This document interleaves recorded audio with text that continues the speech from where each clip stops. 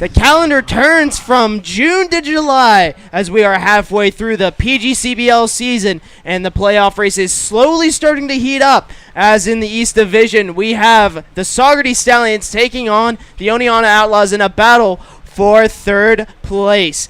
Good evening, everyone. Welcome into the Ulster Savings broadcast booth here at Canton Field for tonight's matchup between the Oneonta Outlaws and yours, Saugerties Stallions. I'm John Drager. Joined along me is my broadcast partner and Kyle McMullen. And even though it is Bobby Bonilla Day today, the Stallions are going to try to pay revenge to the Outlaws. That's right. Stallions traveled up to Oneonta and fell up just short. And if we take you back about 48 hours from today, Dragons came here and the Stallions were able to get back on track, winning 8-3 in that one. Some bats came alive, hoping to bring them back tonight. Evan Goforth, the player of the game, went 3 for 3, just a home run shy of the cycle. Easton Bertrand with his first big shot of the year. Really looking to see these bats continue on the right track.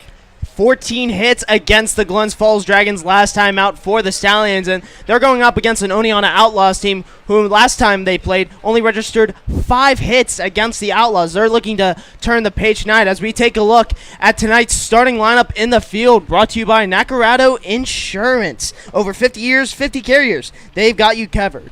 Behind the dish tonight for the Stallions will be Nico Amory, followed by in the infield Kip Fugers will be at first base, followed by Goforth at second. Alex Rodriguez at the shortstop, and on the hot corner will be Brandon Fish. In the outfield, you got left fielder TJ Adams. In center field, Garrison Berkeley. In right field, Jelani Rogers. And on the hill tonight for Saugerties will be Brian Booley, posting a 218 ERA, 2-1 record, and 12 1/3 innings pitched with 14 strikeouts. Yeah, last game Booley was out on the mound, was at Oneonta back on June 24th, where the Stallions came up victorious 6-1 through 5 strong innings, 3 strikeouts, 2 walks, and 4 hits with no earned. He'll have to face off against Outlaws lineup without their top hitter and Devin Boone tonight. So leading things off for Oneonta will be Mario Dizzo, the extra hitter. Booley gets into a stretch, and we are underway here from Canton Field as that first pitch goes well inside for ball 1. Left-handed hitting Disso, the extra hitter tonight, as you said, John. He's got an OBP of 350 on the year, so while you can't really replace a guy like Devin Boone who's hitting north of 300 on the year, having Disso right behind him to be able to fill him in with an on-base percentage like that in the leadoff spot is great for the Outlaws. And with Oneonta trying to get a leadoff runner on base, so far Disso up 2-0 in the count against Booley. Booley now with the pitch, swung on and driven into left field, but curving foul into the fans section. Count now sits at 2-1. Disso just a little late on that one. It looked like he didn't get his front foot down in time. Very late with the swing. Unfortunate for Disso, but very fortunate as Booley gets his first strike of the night. 2-1 pitch is taken inside and low for ball 3. So now Booley, with the leadoff hitter, finds himself down in the count 3-1. And for Dizzo, he's looking to try to get walk number 10 on the year, and he will get it as that pitch goes low and inside for ball 4. So the Outlaws get a runner on base to lead things off. That's exactly why Disso comes in that leadoff hole, considering that on-base percentage, but he's got, now you said, John, his 10th walk of the year, seeing the ball really well. The batting average doesn't show it yet, but everywhere else on the stat sheet does. 9 runs to his name as well. That'll bring up Paul Tamaro III from Oswego State. Now dealing with a runner on first in Dizzo. Booley with the pitch, swung on and driven into center field. Berkeley backing up for that one, and he'll make the catch for out number 1. That one got a little bit of a scare from the Stallion dugout as Berkeley had to chase it down just shy of the warning track. And Tamaro, the second baseman, red hot right now. 7 of 24, 5 hits in 5 of his last 7 games. Gonna have to keep an eye on him all night tonight. He currently broke a 4-game hitting streak against Amsterdam back on June 29th, and now Dylan Broderick, the right fielder tonight for Oneonta, will step in. Now with 1 out and a runner on first, Bully will check back to Dizzo, but to no avail.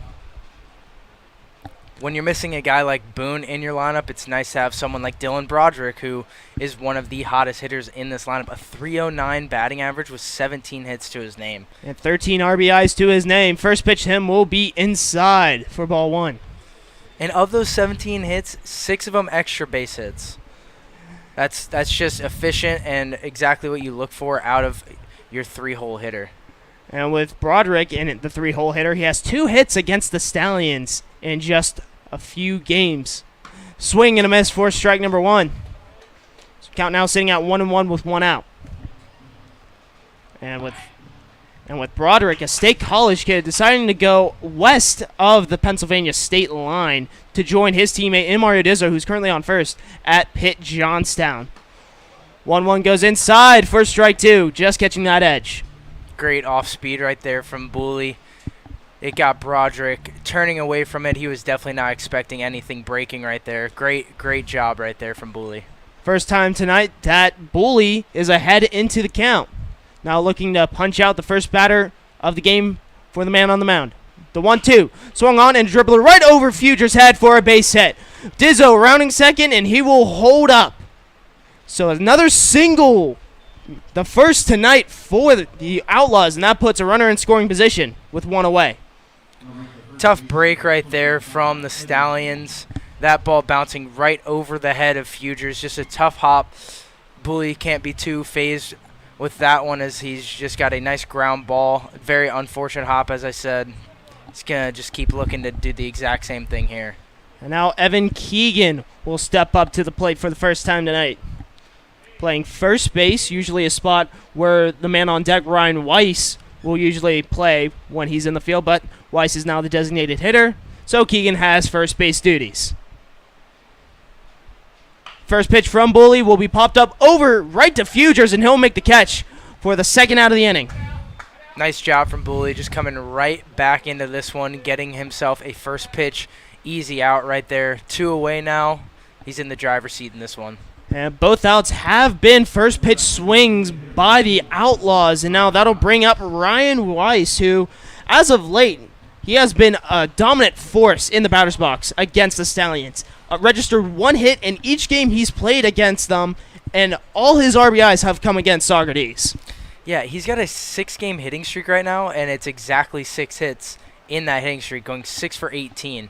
It's impressive, and it started with that doubleheader here back on June 16th. And he'll take that pitch outside for ball 1. So Bully really trying to work that left-handed batter's box edge. With runner on first and second, Diz on second, Broderick on first. The 1-0 gets fouled back over the grandstand and out of the yard. Weiss hitting .280 on the year. And you mentioned that 6-game hit streak where he recorded 1 hit in each of those 6 games. So far, that's the majority of his hits. 7 hits on the season. Looking for hit number 8. Swung on and driven into the gap at left center field. That'll go down for a base hit over the railing, and that will be ruled a ground rule double. That'll score a run, make it 1-0 Outlaws. Lucky break right there, as it looked like Broderick was probably going to be able to come around to score pretty easily. So that ground rule double right into the left center gap puts Oneonta up 1-0 with Carter Durigi, the shortstop today, coming up. The 6th batter Bully's facing in this inning alone. Only 1 run. Bully won't be fazed by that either. He's going to definitely want to come right after Durigi, try and get himself out of this one without the Outlaws doing too much damage. Bully delivers. And Durigi will take that first pitch for a strike. Nice pitch right there. Good fastball in the outer half, establishing that outer strike zone. Taking a look at the last game, both teams did manage to score runs in the first inning, with each team scoring 2. Durigi fouls that one down the third base line, curving foul. So an 0-2 hole here for the 6-hole hitter, and Bully's looking to try to get out of the inning with 2 runners in scoring position. Durigi now stepping on in. Holub on deck. Here's the 0-2 pitch. Check swing will not be around the plate. So now 1-2 pitch, 1-2 count now as that pitch went into the dirt. Good 0-2 right there from Bully, just nowhere near the strike zone, trying to catch Durigi chasing. Durigi barely able to keep his hands in check right there to keep alive in this one. Durigi now facing a 1-2 count. Bully trying to get out of the inning. Big leadoff from Broderick. Here's the pitch. Swung on and fouled back towards the press box and out of play. So we'll do it all over again. Bully's another one of those Stallion starting pitchers that we mention a lot on the broadcast. Never comes out of the windup. Him and Canny are two of our more dominant pitchers that have they don't have a windup. They prefer the stretch, and when you find yourself in trouble like Bully does right now, he's in his most comfortable spot. The 1-2 will go high. Make it a 2-2 count now. Broderick over that third making a very long, running start trying to get Bully mixed up. Mental warfare here for the Outlaws, one of the more aggressive base running teams in the league with 92 stolen bases. 2-2 pitch, just missing that outer edge, so full count now. That one was very close. That's a good take from Durigi. And that's all you can really say about it. It was a greatly executed pitch from Bully, just barely off the outside part of the plate. After being down 0-2 in the count now, Durigi finds himself with a full count against Bully with 2 outs. Here's the payoff pitch, swung on and fouled right over the press box. So we'll do it all again. And going back to that ground rule double for Ryan Weiss, that's his first extra base hit this season. And moves that hitting streak up to 7 games. And he continues to register hits against the Stallions and continues his RBI streak, 7 now against Saugerties. The 3-2 pitch, swing and a miss, but it gets fouled back. So Durigi staying alive against Bully. Very lucky is Durigi right there, because if Amory is able to hold on to that one, that would end the inning. Unfortunately for the Stallions, Durigi is still alive in this one. Pitch count slowly creeping into the 20s. 8th pitch already to Durigi. 3-2 from Bully. Swung on and driven into right center field. Going back will be Rogers and Berkeley will get under that to make the final out of the inning. The Outlaws get 1 run in, all thanks to a ground rule double from Ryan Weiss. And the Stallions have a chance to retaliate in the bottom of the first inning. Don't go anywhere. More Stallions baseball is on the way from the Ulster Savings broadcast booth.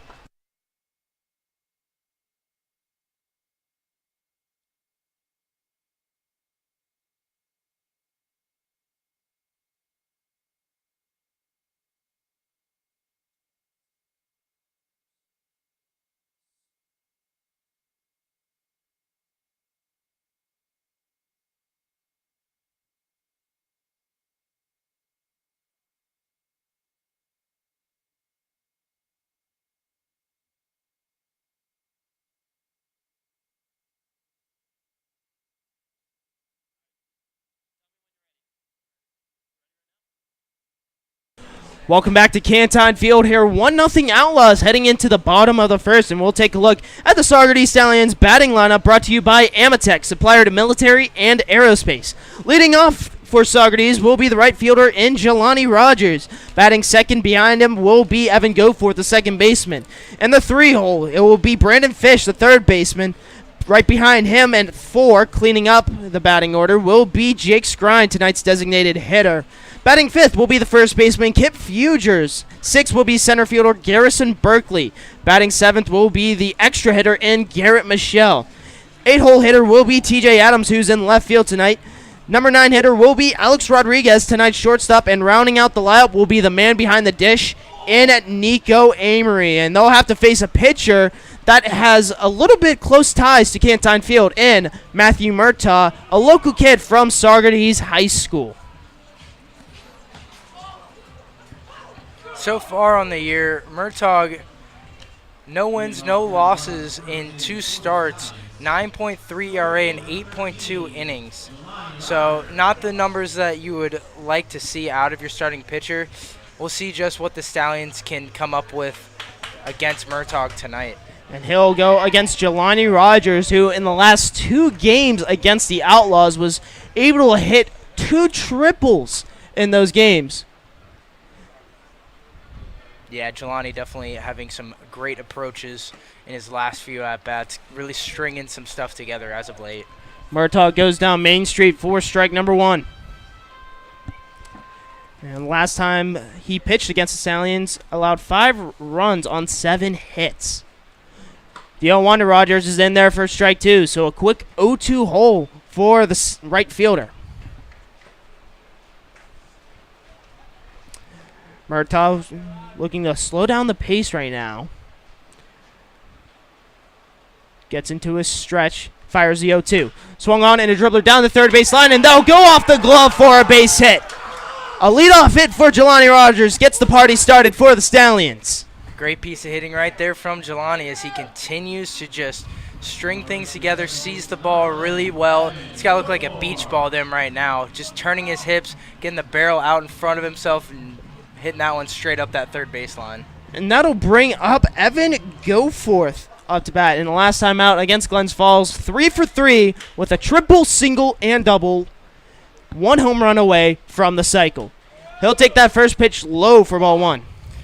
And when we talked on the field the other night after the game, he mentioned to me afterwards, like, he said that he was 0 for 9, I think it was, between his hitting streak and the Glens Falls game.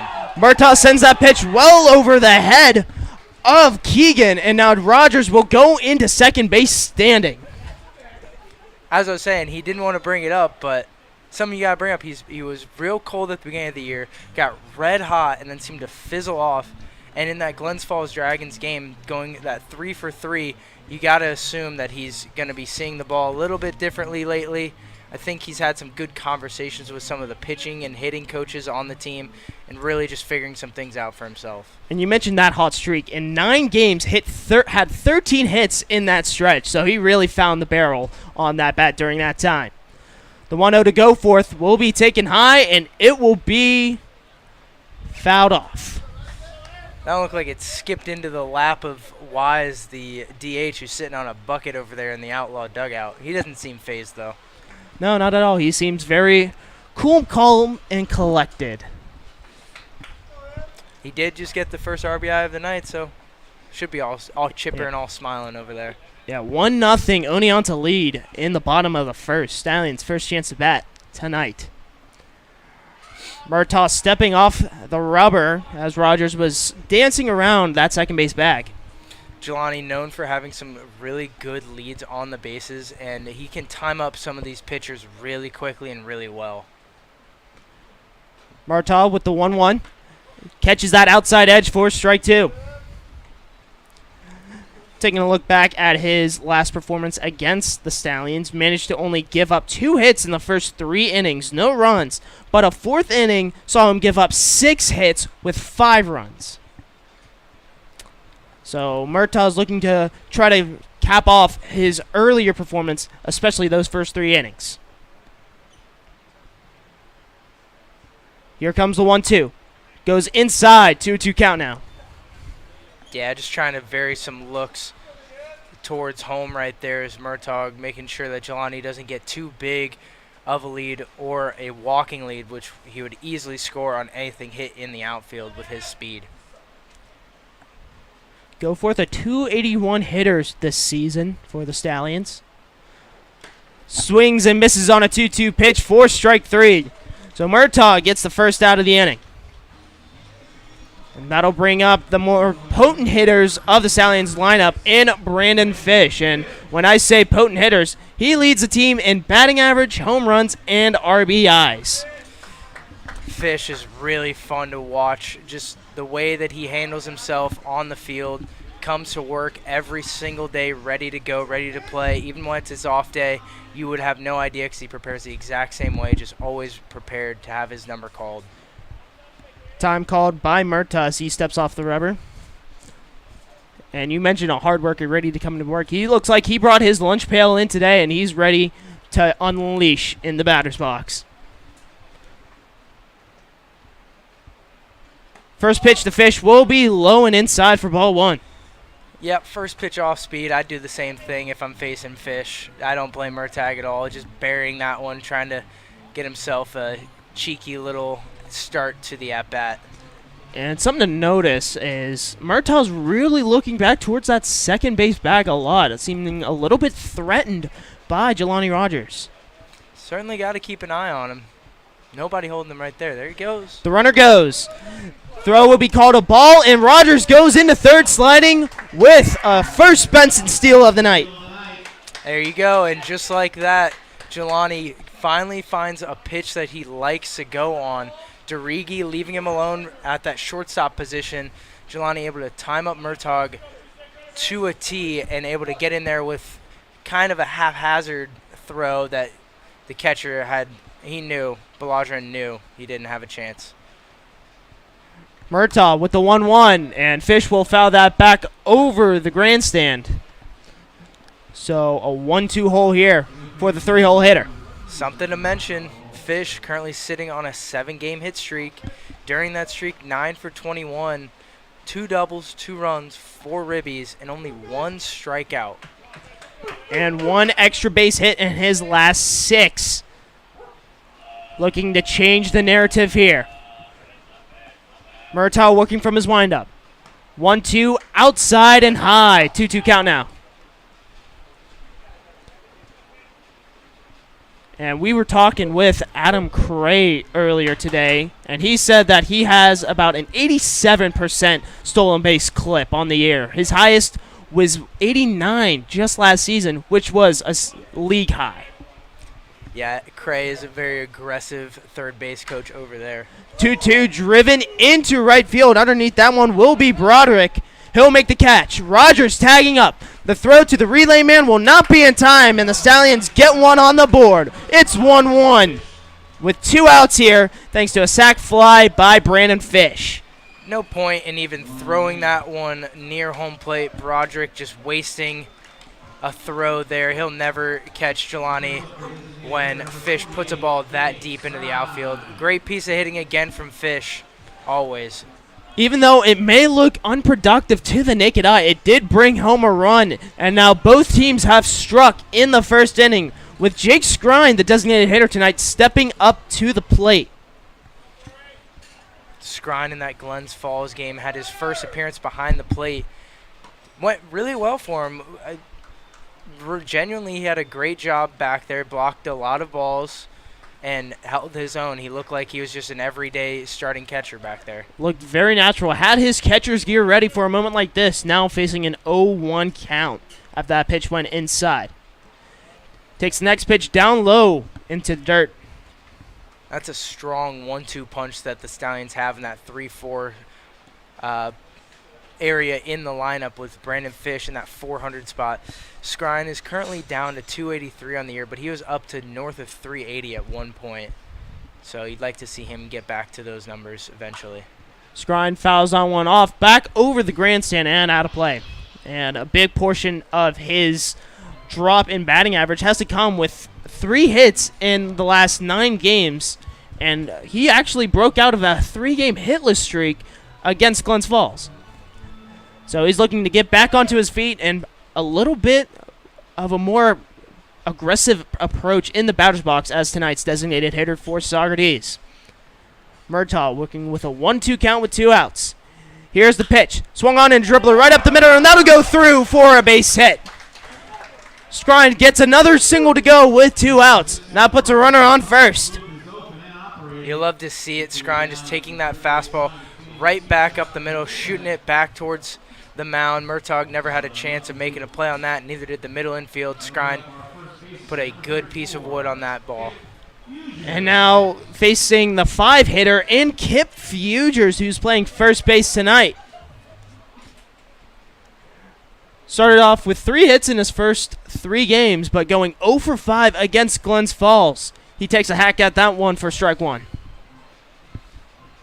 Kip currently sitting at 250. He's had in 4 games with 12 at-bats. He's got 3 hits, OBP of 438. So he's certainly had a few solid games. One, he went 0 for 5 against Glens Falls, and that really toiled the batting average for right now.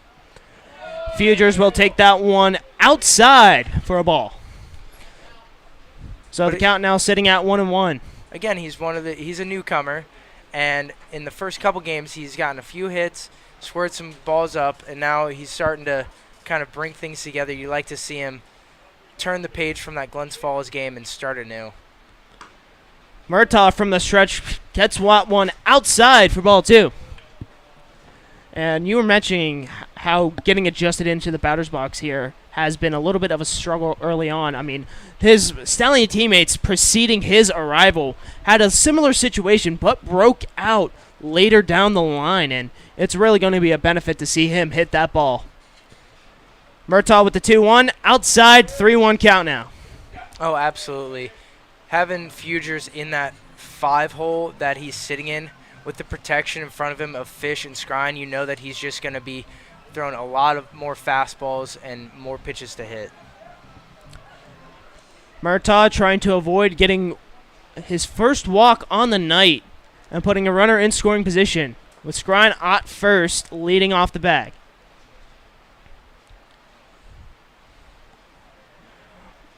The runner fakes goes. Murtaugh throws that in for strike 2, and now the count is full. Scrine really had me fooled right there, actually. I thought he was really going to go for it. Took about 2 hard steps towards second, but thought better of it. Now with 2 outs and 3-2 counts, Scrine. Keegan slowly getting off that first base bag, going into position. Scrine leading off. The runner goes. Kip Fuger swings in, misses for strike 3, and that'll end the inning.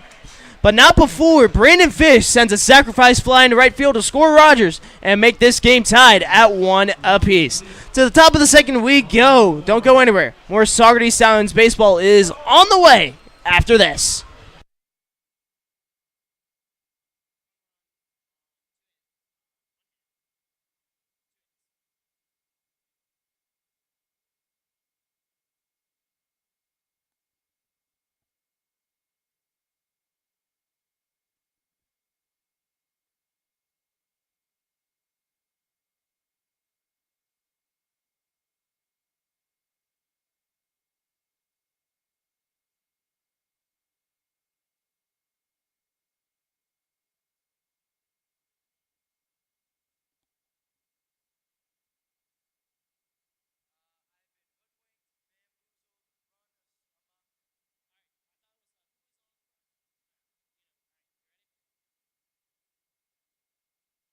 Saugerties Stallion Baseball brought to you by Bob Gehring Septic. Honest, dependable, reliable. If you need it pumped out, call Bob. And by Diamond Mills, world-class amenities and refined luxury. It's a 1-1 ball game heading into the top of the second, and a ground rule double scored Mario Dizzo last time. All thanks to the bat from Ryan Weiss. Yeah, Bully going to be facing the 7, 8, 9 hitters in this Oneonta lineup. You're going to assume that he's going to come right after these guys facing the bottom portion of the order. You're just going to want to get these guys in and out of your way as quickly as possible and as least amount of pitches as you possibly can as well. And Bully, after giving up 1 run on 2 hits, will now have to face 7, 8, 9. Leading things off will be Andrew Holub, tonight's third baseman, and tonight's K-Man. And a little bit of an unorthodox K-Man.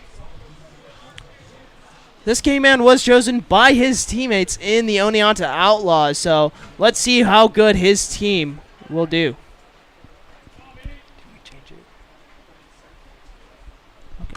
John, I hate to break it to you, but we had a little bit of a change. I don't think you were told about it. Yeah. I don't think I was told at all. Yep.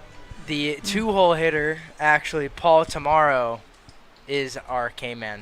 Unfortunate, but he can be our K-Man. Okay, I appreciate that. We have our own over here in the booth. All right.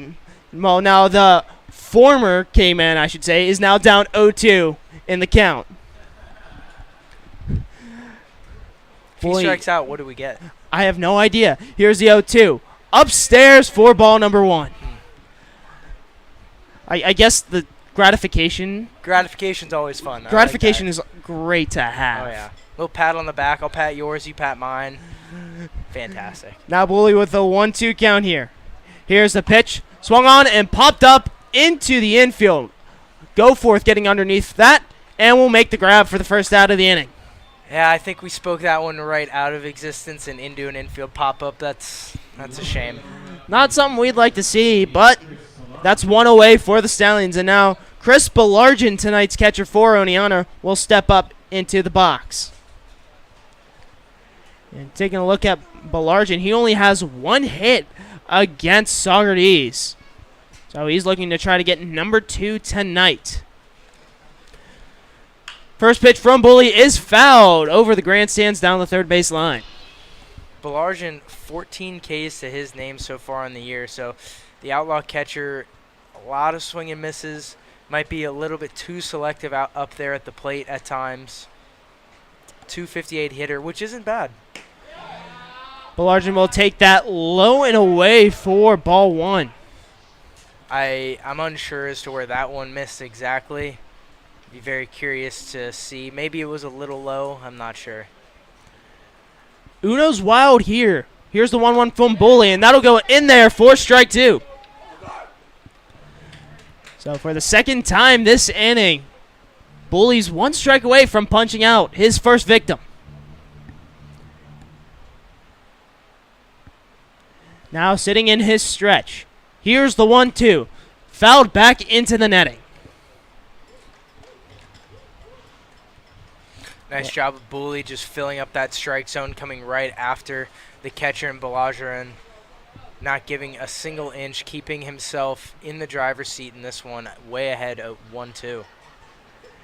We will do it over again. The 1-2, comebacker right to Bully. He makes the grab over to first for the second out of the inning. And that was a nice curveball from Bully that looked like it caught every inch of the plate, forcing Belargin to have to swing at it, eventually putting that one into play. A nice routine ground out up the middle for Bully to handle, and he'll, as you said, flipped it over to Kip at first base for an easy second out. And now Trey Miller, the center fielder, will step in, trying to create some 2-out magic for the Outlaws. First pitch to him will be low into the dirt. They'll go over to the first base umpire, but he did not go. So ball 1. And taking a look at Miller, a 240 hitter with 6 hits on the year. Takes that pitch down low for ball 2. Started the season really slow for the Outlaws, the center fielder Miller. Since then, he's 6 for 11 since a 3 for 3 game against Albany 10 days ago. We had 5 runs, a strikeout, and 5 stolen bases. And now he's sitting with a 3-0 count, trying to get walk number 3 against Saugerties. Still has yet to get a hit against the Stallions and finds himself in a 3-0 count. Swung on and fouled back right off the mask of Amory. So it'll be a 3-1 count. It looked like he had the green light. Green light, why not? As I was saying, 6 of his last 11. So red hot hitter, just dialed in right now. Ball has to be looking pretty big for Miller right now. I don't blame the third base coach and giving him the green light there at all. The 3-1 from Bully. Swung on and popped up in the infield. Bully trying to get underneath that one. Futures waves him off and makes the grab for the final out. 1-2-3 for the Stallions as they go back to the bats to try to get the lead for the first time tonight. Don't go anywhere. More Stallions baseball is on the way from the Ulster Savings broadcast booth.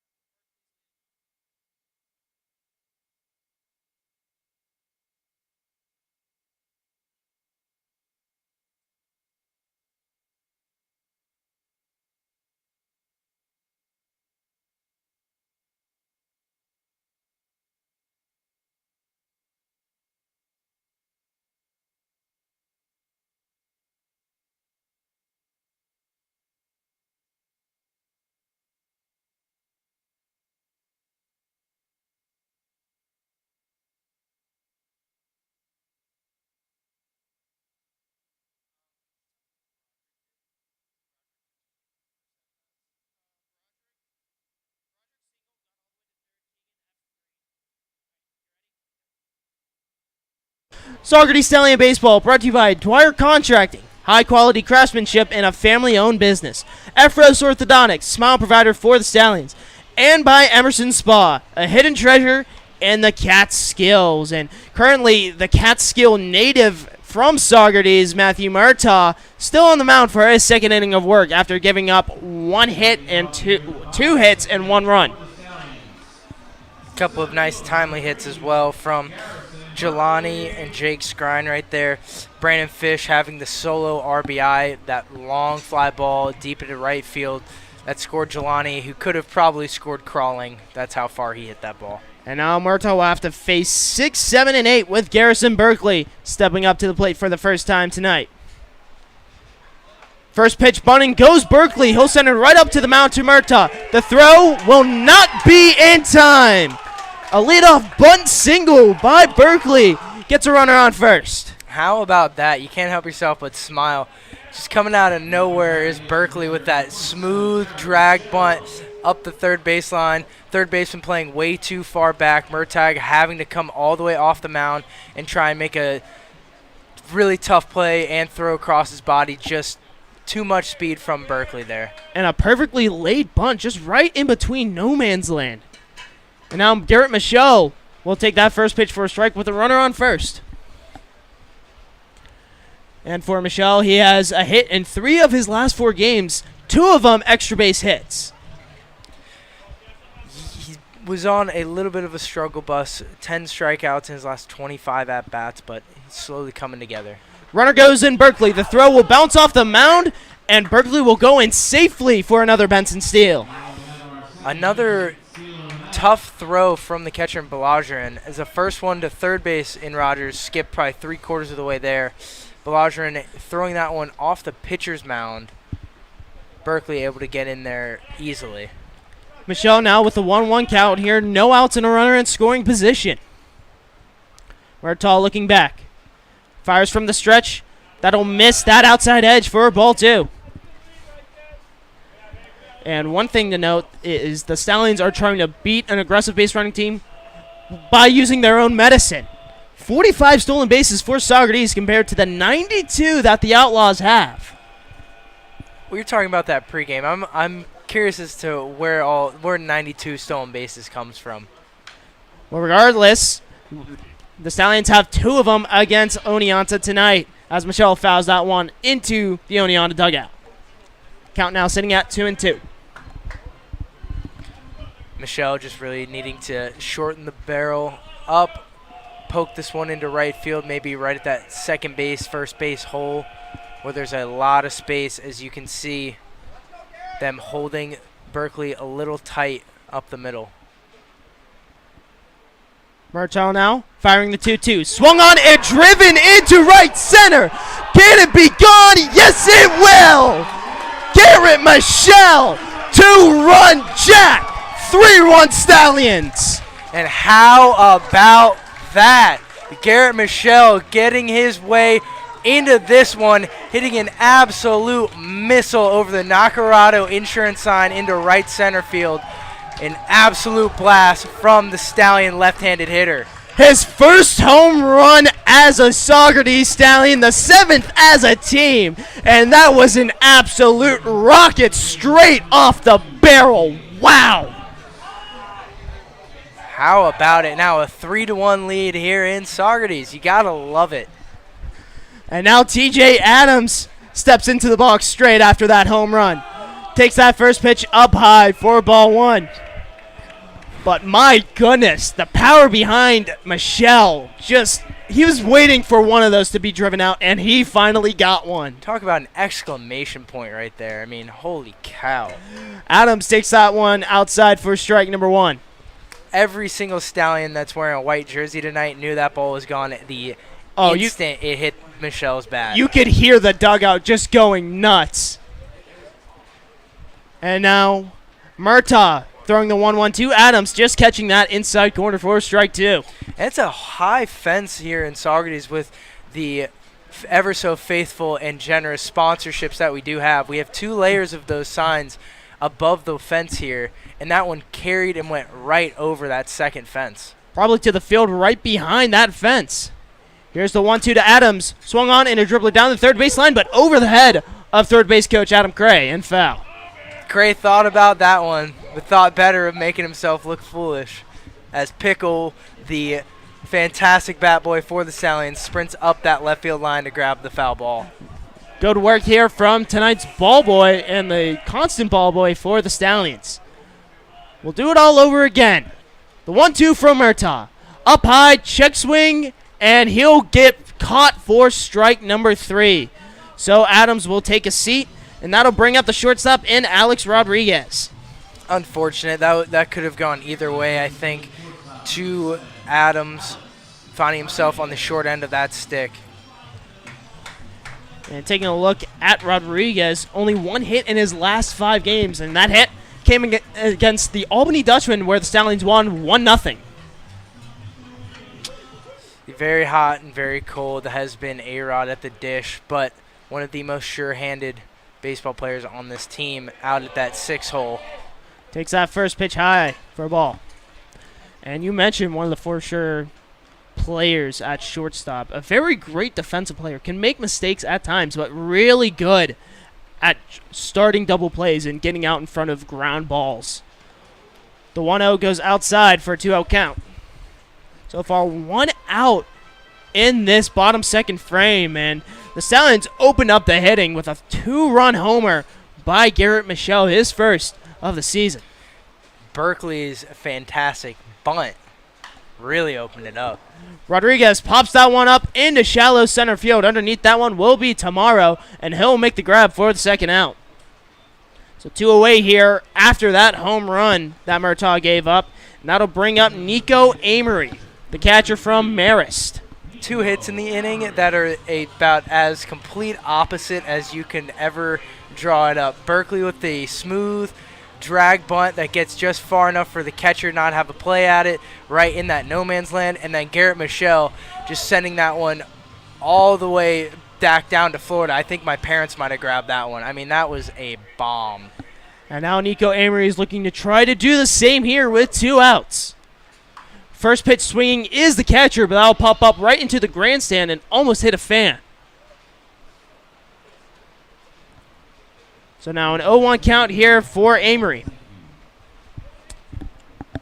So far, finding himself in a 2-game hitting streak, one of them against the Outlaws.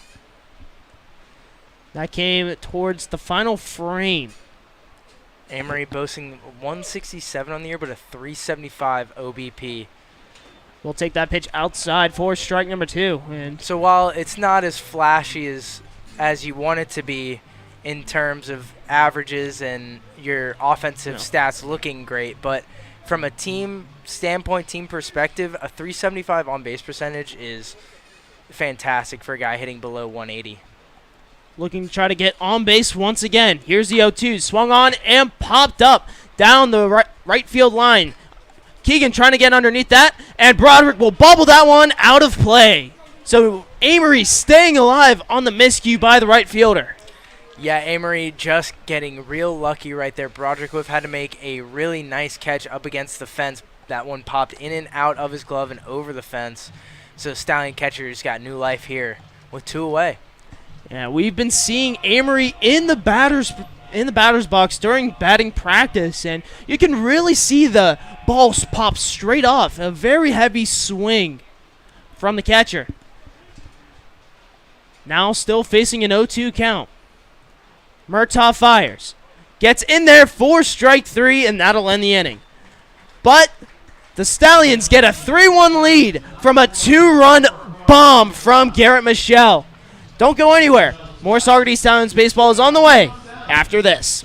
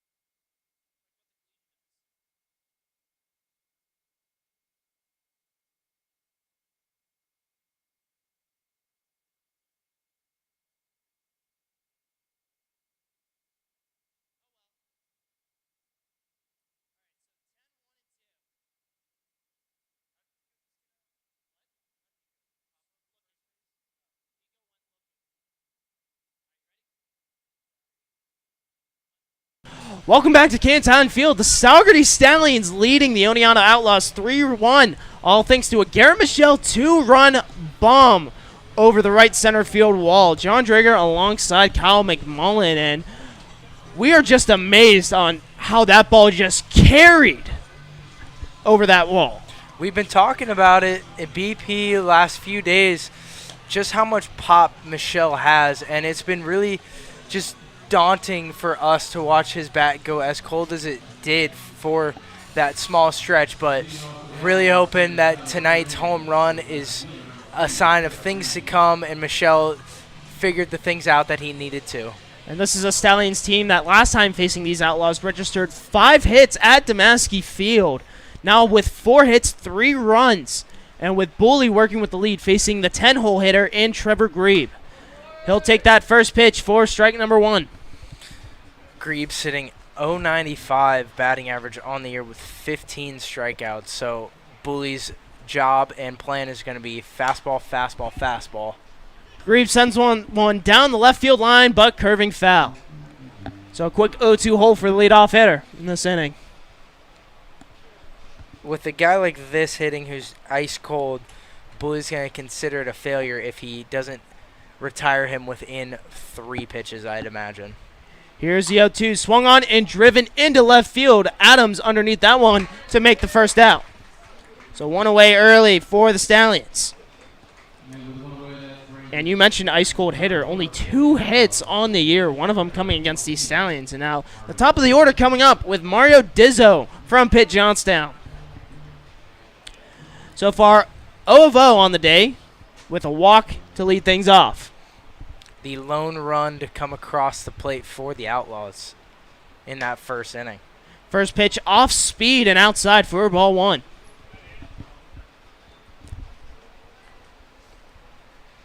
And for Dizzo, a 3-game hit streak. Still has yet to record one tonight. We'll take that first pitch for a strike on the inside corner. Bully now working with a little bit of a quicker tempo as Dizzo fouls that one off, out of play, over the Stallion dugout. So Bully coming in on the hands, kind of elevating that fastball, trying to really just go in on the hands and get a rollover out. Dizzo a little late on that one and under it, fouling it off.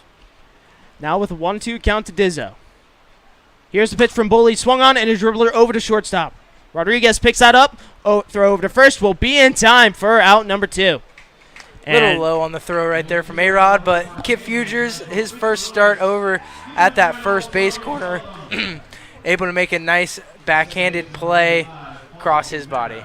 Yeah, it looked like he really had to stretch out for that one, and now stepping up is the actual K-Man and Paul Tamero III. Back in the first inning, he flew out to center field and got the first out of the inning. Yeah, the first time that John mentioned Hall, we were just kidding. This is the K-Man. This is indeed the K-Man, and he'll take that first pitch low and away for ball 1.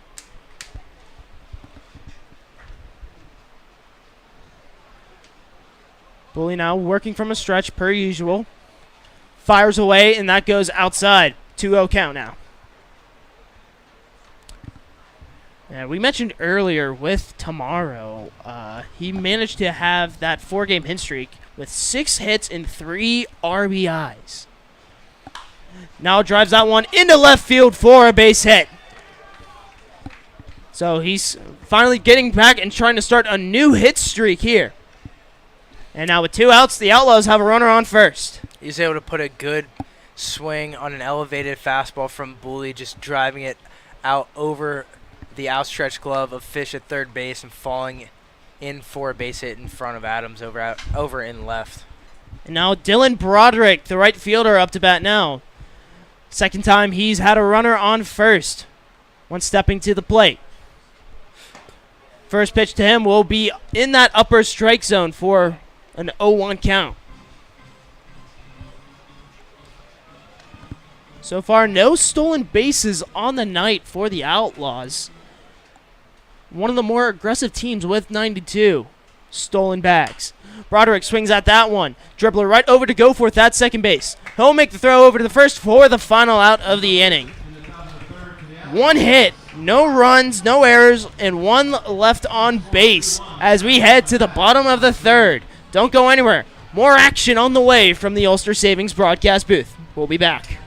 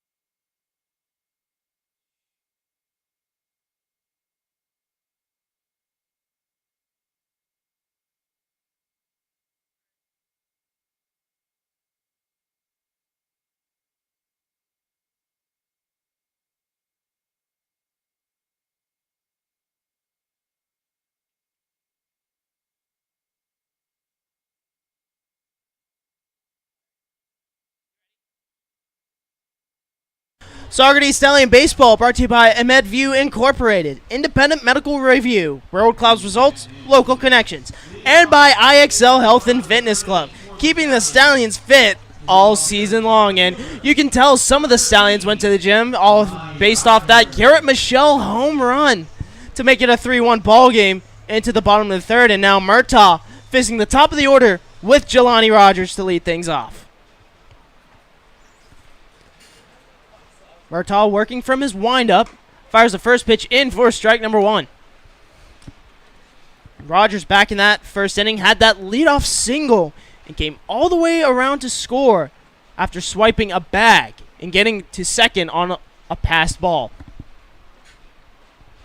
Now with an 0-1 count, Rogers drives that one into right center field, and that'll go down for a base hit. Diving effort by both the center fielder and right fielder do not go down. Rogers heading to 3rd, and he'll round there and stay there safely for another triple, his 3rd against the Outlaws. Great piece of hitting again right there from the Stallion right fielder, driving that ball deep into the right center field gap.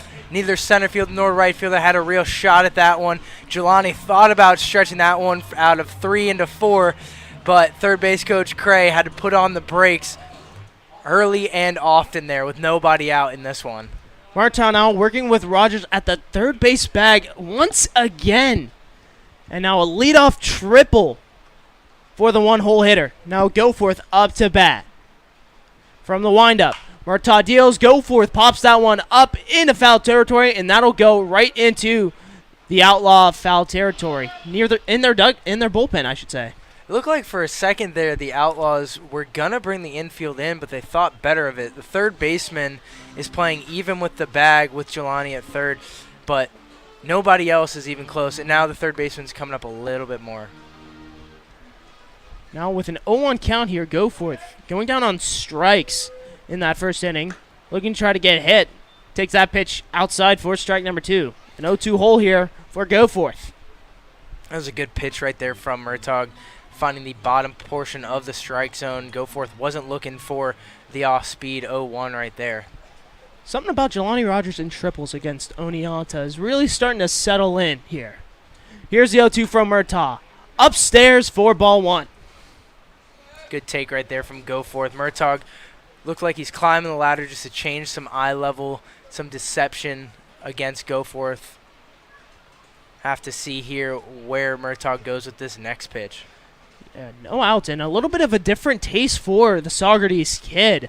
Didn't only allow 2 hits and no runs after 3 innings. Goforth sends a chopper right to the second baseman. He'll pick it up, flip it over to first for the first out, but that scores a run. 4-1, Saugerties leads. And that's a good piece of hitting right there from Goforth. He was fooled by the off speed right there, off balance, but able to flick it over to the second baseman. Jelani able to come around and score. Great team baseball right there from Goforth. So on 2 times that Rogers has gotten on base, he's come all the way around to score in those both times with 2 of those 4 runs. And now Brandon Fish up to bat here with no one on and 1 out. Takes that first pitch outside for ball number 1. Only nobody on, 1 out, 1 run already across, but Murtaugh is going to be facing the gauntlet here with Fish and Skrine due up, so he is certainly not out of this one yet by any means. Murtaugh here with a 1-0 count and 1 out. Fires a pitch, fouled off by Fish, and it looked like he wanted all of that one. Heard a collective groan from some of the Stallion in the dugout here. Sounded like they knew that Fish just missed some fireworks right there. And it could have been a second home run on the day. Fish's 3rd if that would have went out. Now with a 1-1 count. Murtaugh delivers, and that'll go inside for ball 2. And taking a look at the scoreboard right now, 4 runs for the Stallions and 5 hits. They've already have more runs than their last meeting and tied the hits already, and we're only 2 2.5 innings in for the Stallion bats. The 2-1 from Murtaugh. Downstairs and inside for ball 3. Skrine on deck, Fish with a 3-1 count. Murtaugh very conscious of who he has at the dish right here. Doesn't really want any piece of Fish right now. Here's a 3-1 from Murtaugh. Swung on and a dribbler right to first baseman Keegan. He'll take it himself to the first base bag for the second out of the inning. And that'll bring up Jake Skrine, the designated hitter. Last time he was up, he had that 2-out single to get on board.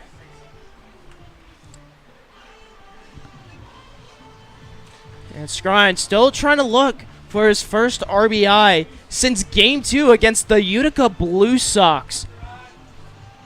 Has not scored an RBI in 6 games. It's tough when you have a guy in front of you like Fish who just takes all the RBIs for himself. Now with 2 outs. First pitch swinging is Skrine. He'll pop that one up into center field. Underneath that one will be Miller to make the final out of the inning.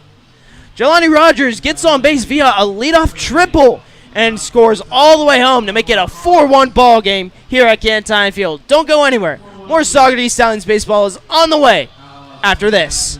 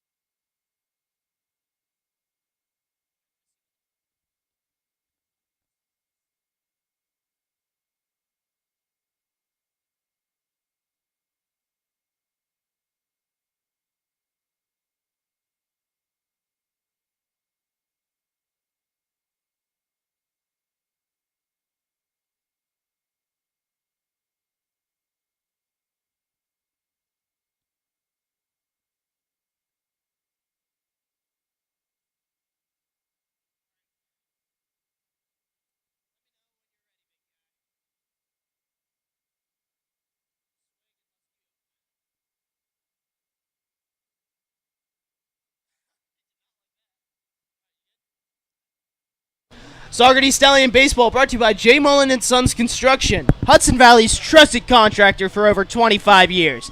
Main Street Restaurant, voted best Mexican restaurant in the Hudson Valley. And the Jolly Cow in Lake Katrine, because everybody loves ice cream. And these fans out here are loving this 4-1 Stallion lead heading into the top of the 4th. Bully still out on the mound. A very good crowd here at Canton tonight. The Stallion faithful showing up in droves to see this one. Just a few days away from that big 4th of July firework extravaganza that we're going to have here at Canton. I am unbelievably excited for that one. And we'll have coverage of all things 4th of July here on the Saugerties Stallions YouTube channel with 7:05 game against the Albany Dutchmen. But first, we have a few more games to get through there, starting with this one that we have on the field right here with Brian Bully still on the mound facing 4, 5, and 6 Evan Keegan to lead things off. Keegan, remember, he popped up 2 fugers to record the second out of that first inning right before that RBI double from Wise. Bully will go upstairs and away for a ball. And Bully in his 4th inning of work, the second highest this season for the FAU pitcher. Swing and a miss from Keegan for strike 1. And coincidentally, his longest outing was 5 innings against these Outlaws in that 6-1 win back on June 24th. The 1-1 from Bully upstairs, but called ball.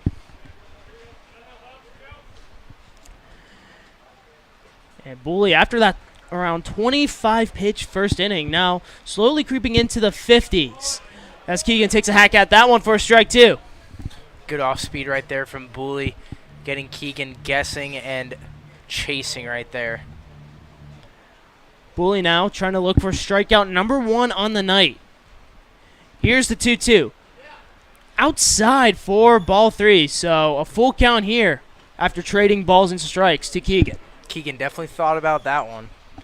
He really did. He had a little bit of a check swing, but hesitated and pulled back.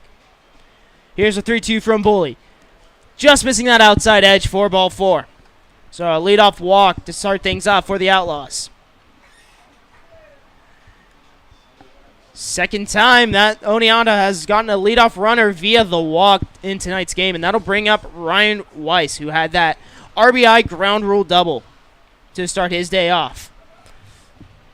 Can only imagine that Bully's going to probably not show Wise whatever pitch it was that he was able to hammer out into that left center field gap. First pitch swinging is Weiss for strike 1, and he wanted all of that one. Wise's launch angle attempt right there was about 60 degrees. He wanted to put that one straight up to the moon. Not thinking very smart right there from the designated hitter. Swing and a miss for strike 2, so a quick 0-2 hole for the Oswego State Exact product. same swing right there from Wise. Very long and loopy. Swing and a miss, strike 3. 3-pitch strikeout, all swinging from Weiss, and the first one for Brian Bully. Very, very smart approach right there from Bully. Just continued with that fastball up at the letters. He knows what gets Wise foaming at the mouth. He knows exactly how to get around that big bat. And now Carter DeRiggi up to bat now. 0 for 1 with a fly out back in the first. He pops that one up into shallow left field. Fish getting underneath that one and making the grab for the second out. And a little bit of a difference between 2 at-bats for DeRiggi. He held on to that first inning at-bat for quite some time against Bully, but he goes first switch swinging and pops it up to Fish for out number 2. Good job from Bully, not being phased by that full count walk to the leadoff hitter in Keegan, coming right after the next 2 hitters he sees to get himself 2 really quick outs. 4 pitches, 2 outs. And now Andrew Holub up to bat now. First pitch swinging is the third baseman, but fouls that one back into the netting behind us. So now 2 outs and a runner on first. All thanks to the leadoff walk from Evan Keegan on a 3-2 pitch. Now Bully trying to retire the side from there. 0-1 goes high, eye level. 1-1 count. Bully really loves changing the looks during his appearances against hitters, going up and down the strike zone constantly. Bully sends the 1-1, just missing that low outside corner. That was a great setup from that fastball, the pitch before at the eyes, to come right back with a curveball low and away. Not sure where that one missed. Going to have a couple questions with the home plate umpire after this one. 2-1 goes high and inside. Holub had to move out of the way of that one, so make it a 3-1 count here for Bully. And Amory's trying his best back behind the plate, trying to frame those pitches and get some calls. This umpire not budging. Tight strike zone, but very, very consistent behind the plate. 3-1 is swung on and missed for strike 2. So now a payoff pitch on the way with 2 outs here. As we mentioned, Holub, a 143 hitter, only 2 hits on the year and 14 at-bats. Runner goes, and that'll go outside for ball 4. So 2 payoff pitches for Bully, 2 walks. And now that'll bring up Chris Belargian, the catcher. So far, 0-1 on the night with a ground out, which was a comebacker right to Bully. Now with the runner in scoring position and a runner on first. Last at-bat for Belargian. Bully came right after him, able to get that out. Bully now looking back, working from the stretch. First pitch to the catcher is high for ball 1. And this is the first time that Stallions have been threatened with 2 runners on base since that Ryan Weiss at-bat with that ground rule double to score Dizzo. Belargian sends a chopper right back to Bully. He'll make the play, throw it over to first for the final out of the inning. 2 walks doesn't phase the Stallions as they leave 2 runners on base with no runs added on. It's 4-1 Saugerties heading into the bottom of the 4th. Don't go anywhere. More Stallions baseball is on the way from the Ulster Savings broadcast booth.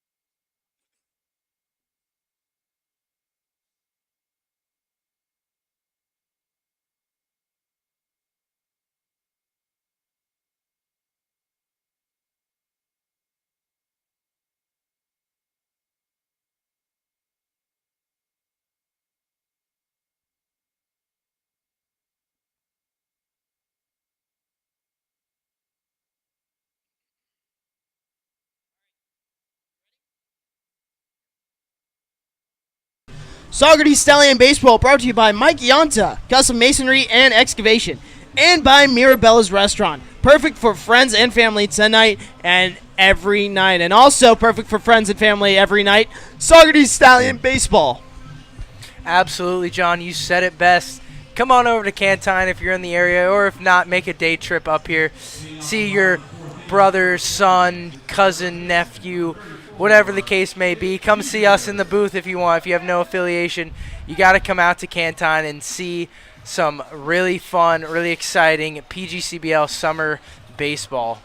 One of the greatest atmospheres in the PGCBL, and leading off for the team that plays in the greatest atmosphere will be Kip Fugers. He will take that first pitch outside and low for strike number 1. Kip's first at-bat went down swinging. Definitely going to be attacking some more pitches here in this one. Went down, so far 0-1, went down swinging on strikes. First pitch goes high and upstairs, and seems like it hits off a few masks behind the dish. And looks like a little conversation between Murtaugh and Belargian. Looked like they were just giving the home plate umpire a second or two after that one probably glanced off his face. Yep, you can see Belargian apologizing for missing that one. And for Murtaugh, he pitched 3 2/3 innings against the Stallions last time. He's looking to try to make it through this 4th frame. The 1-1 gets down Main Street for strike number 2. Not sure what Fugers is looking for there, as that one was right over the heart of the plate. Now a 1-2 count to the leadoff hitter in this bottom 4th frame. Here's the pitch from Murtaugh. Swing and a miss for strike 3, and Fugers goes down swinging on strikes once again. Murtaugh with a nice slider out of the zone. That just got Fugers guessing right there, and he expanded the zone just a little bit too much. Unfortunate for the first baseman. And for Fugers, he already has doubled his strikeout total. Entering tonight with 2, now has 4 on the season. And Garrison Berkeley is stepping back up after getting that leadoff single in the 2nd inning. First pitch crushing is Berkeley, but that'll curve foul right near the Stallion bullpen. Whew. First at bat, bunt for a single. Second at bat, why not a home run? Why not swing for the fences? Why not? You got a 3-run lead. Murtaugh throwing you a first pitch fastball that you're sitting on. Whew, just barely missed that one. Wind slowly picking up, heading towards that right center field fence, as you can see by the American flag swinging in the back. Berkeley calling time and stepping back in. Murtaugh working from his windup. Fires the 0-1, and that'll go inside at the knees for a ball. Brushing Berkeley off the plate with that off speed. Almost clipped him in either thigh.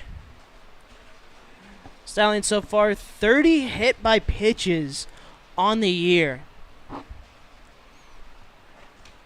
1-1 just missing. Make it a 2-1 count. Good take right there from Berkeley, seeing that one all the way in. That fastball looked like it got just off the outside of the plate. Now Murtaugh dealing with a 2-1 count here with 1 out away. Here's the pitch. Outside for ball 3.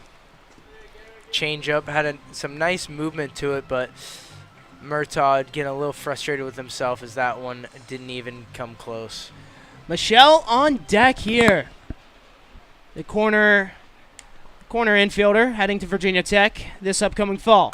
Berkeley chops at that one. That'll drop into left field for a base hit. Good piece of hitting right there. Very similar swing to the ball that we saw him shoot over into that Stallion bullpen. He just kept his hands inside the baseball and delivered a nice line drive out into left center field. And that'll bring up Garrett Michelle with 1 out here and a runner on first. A similar situation to what started that two-run home run blast. First pitch to him, he fouls that one off over the press box and out of play. Very, very similar situation indeed, with Berkeley on first base via a single. Michelle thinking exactly what everybody in this press box is thinking right now. How about a little deja vu? Middle infield playing towards that second base bag. Berkeley hesitates, and a chopper, slow one right over to shortstop. That advances the runner to second, and Michelle will be called out on the fielder's choice. So 2 away here, but a runner in scoring position for TJ Adams. Able to do a job there. Michelle just caught that one off the end of the bat. Looked like he was just caught way out in front of that one. Berkeley able to get himself in scoring position now, 2 away. And now TJ Adams 0 for 1 on the night with a strikeout swinging. Looking to change the narrative here with 2 outs in the bottom of the 4th. The runner goes to third. Adams swings, and Berkeley will go up standing into third base. Adams with a lot of check swings since coming back off that injury. You got to assume that he's just unsure of himself right now, not yet as comfortable as he was in that batter's box. Now the runner 90 feet away for TJ Adams. From the windup, Murtaugh sends that one upstairs for ball 1. Now's as good a time as any for TJ to get himself on and give the Stallions some insurance here in the home half of the 4th inning. Had 2 hits against Glens Falls last time out, and just coming off a little bit of a hip discomfort injury. Trying to get back into a groove. So he takes that pitch down low for ball 2. Murtaugh struggling to find the zone with a lot of these guys. A lot of 2 and 3 ball counts to the bottom of this Stallion lineup. Not a lot of action going on in the Oneonta bullpen. They're looking like it's going to be Murtaugh's inning. 2-1, just missing that outside edge. 3-1 count now, and a very similar one to what Berkeley had. Great take right there from TJ, as that one looked like it barely missed the outer half of the strike zone. Murtaugh working with a 3-1 count out of the windup. Adams swings for the fences, but fouls that one off at the top of the grandstand netting. So now a full count here with 2 outs. That one looks like TJ might have swung at ball 4 just above the letters. Unfortunate, but we go again. A 222 hitter trying to look for RBI number 8 on the year. The payout pitch from Murtaugh. Outside for ball 4, and now runners on the corners. The first walk given up by Murtaugh tonight. And now Alex Rodriguez stepping up to the plate, trying to get out of a small little skid he finds himself in. Absolutely, and now's as good a time as any to get yourself back on track at the dish. You got a runner just 90 feet away. Could really, if he gets a hold of one, he could really open this one up here in the 4th. Adams with a hefty lead off that first base bag. Rodriguez taking that one outside for ball 1. First pitch off speed to A-Rod. Interesting approach. Murtaugh looking like he loves doing that to hitters, trying to keep them off balance. Maybe a potential hit-and-run opportunity for the Stallions. The runner goes. Rodriguez takes that pitch for a strike, and Adams will go sliding into second safely to put 2 runners in scoring position. Yep, another breaking ball to A-Rod. Has yet to see anything flat or straight with velocity, a.k.a. the fastball. Yeah, he seems to be sitting back in the box waiting for that fastball. The 1-1 swing and a miss for strike 2, and it looks like that was a little bit of an off-speed going low into the zone. Yeah, that one looked more like a slider. The curveball from Murtaugh looks like it's got more 12-6 action versus that slider. That's very horizontal, kind of dives away from the right-handed hitter towards the right knee of the catcher Balajian. Murtaugh looking to get out of the inning with this pitch. Swing and a miss for strike 3. And 2 runners stay on for the Stallions as we head to the top of the 5th as Saugerties holds a 4-1 lead over the Outlaws. Don't go anywhere. More Stallion baseball is on the way from the Ulster Savings broadcast booth. We'll be back.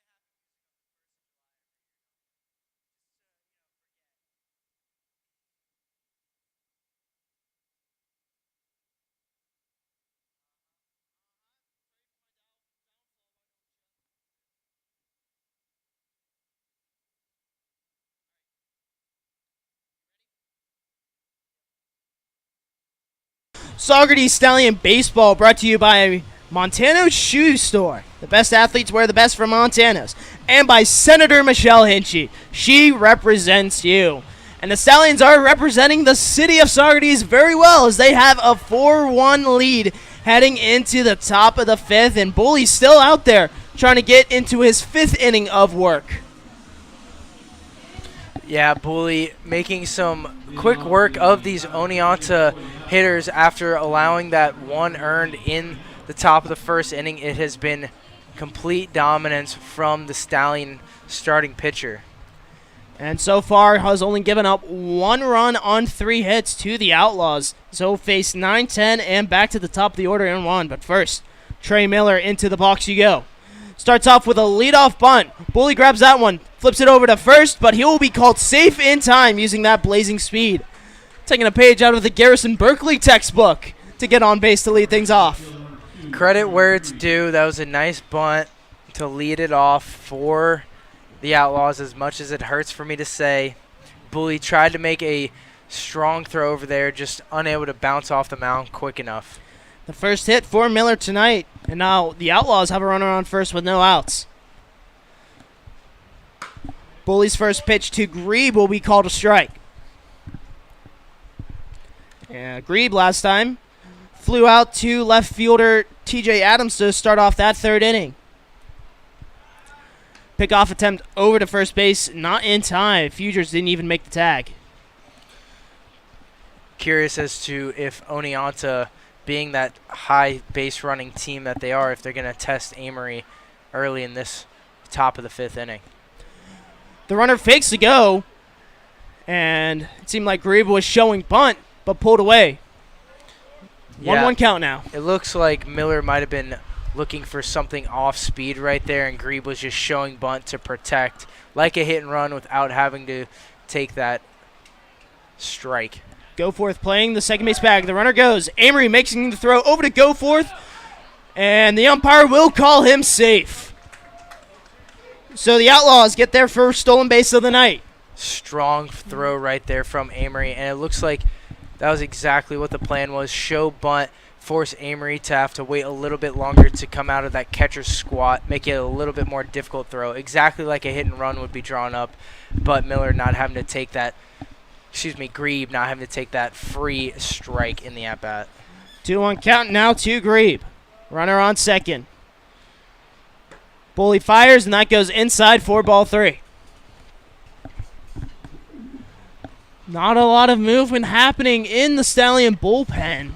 So it looks like they might have Bully try to work this out right here. Trying to take it the rest of the way there. From the stretch position. Looking back at second base. Here's a 3-1. That'll be called ball 4. And a free pass to first for Grebe. So now no outs and 2 runners on for the Outlaws. And that will bring up the top of the order. That'll be Bully's 4th walk so far in this one. We got to be curious if the pitching coach, Rich Doobie, is going to come out and have a chat with him at all during this inning. 6 walks entering tonight. Now has 4. Make it 10 compared to his 15 strikeouts to date right now. Bully steps off the rubber, checks back over to second base. Very uncharacteristic night right now from Bully. As you were saying, John, it's usually the reverse. He's got 4 walks, 1 K. It's usually at least 4 Ks, 1 walk at this point in the game. First pitch to Dizzo will go inside for a ball. And Dizzo has reached base via the walk, but has yet to register a hit. And he seems to be in jeopardy to lose that 3-game hit streak. Here's the 1-0. Swung on and a pop fly into shallow right field, and that'll go down for a base hit. That advances the runners to the next base, and the bases are loaded for the Outlaws. So the announcer's jinx strikes again, and Mario Dizzo continues his hit streak, now up to 4 games. Very unlucky right there. Bully executing a nice off-speed pitch. Dizzo able to just throw the barrelhead out there and get a bloop single that lands right at the feet of Rogers, who almost got Grebe at second base because he had to hold up at first for so long. And now the K-Man and Paul Tamero III stepping up, trying to score some runs here to narrow this lead the Stallions hold. First pitch to him will be low for strike 1. Bully's going to want to just come right after Tamero here. The infield in Saugerties playing back, willing to trade outs for a run here in this 5th inning. Bully with the 0-1. Tamero showing bunt. It'll drop down. He'll make the throw over to home plate and get the force out. Nice job there from Bully. Very heads up. Interesting safety squeeze right there. Bully fielding his position, waiting for that one to bounce in front of him, flip it to Amory covering home plate, who touched home plate and tagged the runner out. So got him out twice just for the one, just in case. And now the head coach of the Outlaws is going to have a discussion with the home plate umpire, and he will trot back to his position as third base coach. And that'll bring up Dylan Broderick, the right fielder. Interesting strategy there from the Outlaws with the bunt on from their 2-hole hitter. You got to wonder exactly what they were thinking there. Almost panned out, but horseshoes and hand grenades. Now with 1 out and the bases still loaded, Broderick has a chance to open this game up. First pitch he sees, he'll rip that one for a base hit over the head of Fugers. 1 run will score. The throw to home plate will be cut off, but not in time, as the Outlaws score 2 on a 2 RBI single from Dylan Broderick. Make it 4-3 Stallions. The first pitch swinging there was Broderick able to shoot that one just over Kip Fuger's head at first base. Jelani, strongest thrower in that Stallion outfield, making a really nice throw home, but never in time. Colin Martin will come out, and there will be a call to the bullpen. And it seems like Bully's day is done after 4 1/3 innings. Who will be the pitcher to replace him from the Dallas Hot Wieners bullpen? Well, you'll find out when Saugerties Stallions baseball returns after this short break.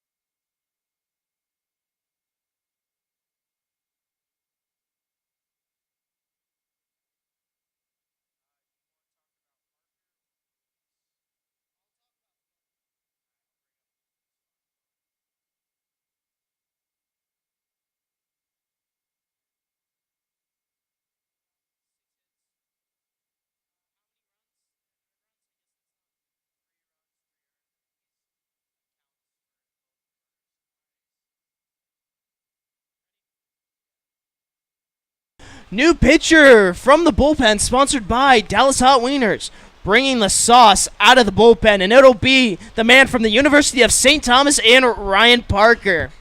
So far in the year, 0 for 0 with a 7.36 ERA and 3 2/3 innings pitched with 3 strikeouts and 2 walks. Not as fantastic of an outing as we have seen from Bully in the past. Going 4 1/3, allowing 6 hits, 3 runs, all of them earned, 4 walks, only 1 strikeout, and he's still got the runners at first and third that Parker will be inheriting here. And now Parker, this is the second time he has faced the Oneonta Outlaws, his 3rd appearance this season. The other team he's faced, the Utica Blue Sox, in their 2nd game of that doubleheader, where in that game he only pitched 1 inning, allowing 2 hits, 2 runs all earned, with 1 strikeout.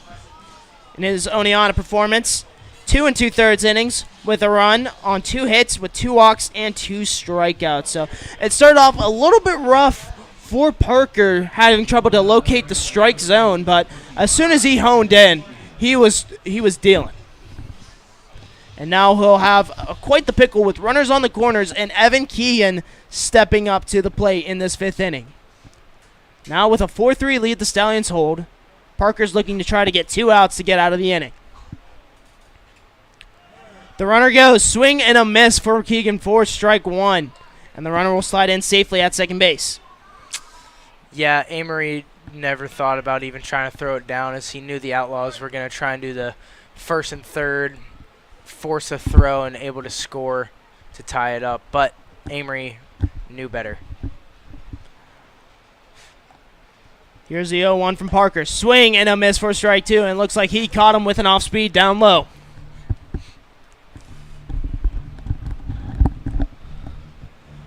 So Parker now not having too much trouble finding the strike zone early on against these Outlaws. Now with 1 out in an 0-2 count to Keegan. Working from the stretch with 2 runners in scoring position. Parker delivers. Downstairs for ball 1. Good waste pitch right there. With 2 strikes and 1 out, you don't want to give Keegan the opportunity to put something in play and potentially tying this thing up. With that first base bag open, Parker's going to work around the strike zone when he can here.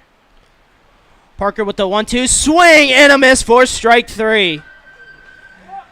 And the runner trying to advance to first was Keegan, but he will be deemed out on the throw to first by Amory. So 2 away now for the Stallions, and Parker with a 4-pitch strikeout. That'll bring up Ryan Weiss.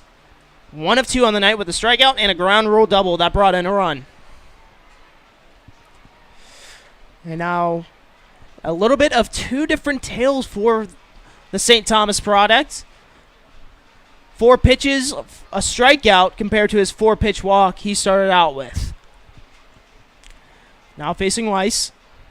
First pitch to him will be upstairs and nearing that inside edge for a ball. Looks like Parker is trying to take a page out of Booley's book right there, going straight up the ladder with a fastball on Wise. Wise making the adjustment from that second at-bat, his previous one, where he swung at 3 fastballs up above his hands. 1-0 is driven into center field, and that'll go down for a base hit. 1 run will score. The throw to home will be not in time as the Oneonta Outlaws take a 5-4 lead thanks to a 2 RBI single from Ryan Weiss. Weiss is getting real hot here in this part of the season as well as in Saugerties, getting himself his second hit and second and third RBIs of this one. Now 9 RBIs on the year, all of them against the Stallions, as he continues his dominance in Saugerties. Now Carter DeRiggi up to bat now with a runner on first and 2 outs. Parker still working from the stretch. First pitch will be upstairs and away for ball 1. Parker can't think too much about it. That wasn't a bad pitch by any means. Wise was just sitting there waiting for it, able to get his bat barrel out in front of it for a nice little bloop single, you could call it, at the feet of Berkeley in center. 1-0 check swing from DeRiggi will not be called. So 2-0 count here for Parker. Looked like to the guys here in the press box that he went around DeRiggi. I thought he did. I certainly am on that same boat.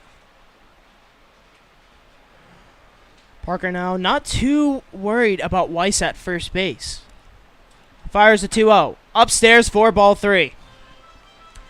And taking a look at Bully's final line, it has come in. 4 1/3 innings pitched with 6 hits, 5 runs, all of them earned, with 4 walks and 1 strikeout. And 23 batters faced. Now Parker setting up. Here's the 3-0.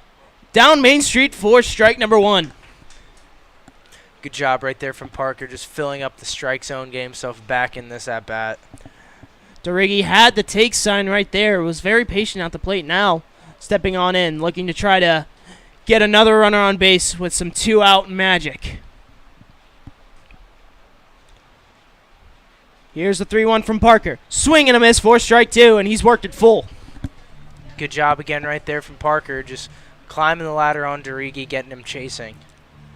Yeah, the lights are slowly coming on here at Canton, and we'll have to thank Richards Electric for putting on the lights. When the lights go out, call Richards. Slow clap starting. A 3-2 count with 2 outs. Here's the payoff pitch from Parker. Swung on and a dribbler right up the middle. Goforth bobbles that one. The throw will not be made over to first. And DeRiggi will be on first base. We'll check to see if that'll be ruled an error. As now 2 runners on with 2 outs. And it will be officially ruled in E4 on Goforth. Yeah, that one just eating up Goforth. He waited 2 back on that one, trying to make a play on the infield grass on the back part of the infield. Finally caught that bad hop. Now Ryan Parker facing Andrew Holub.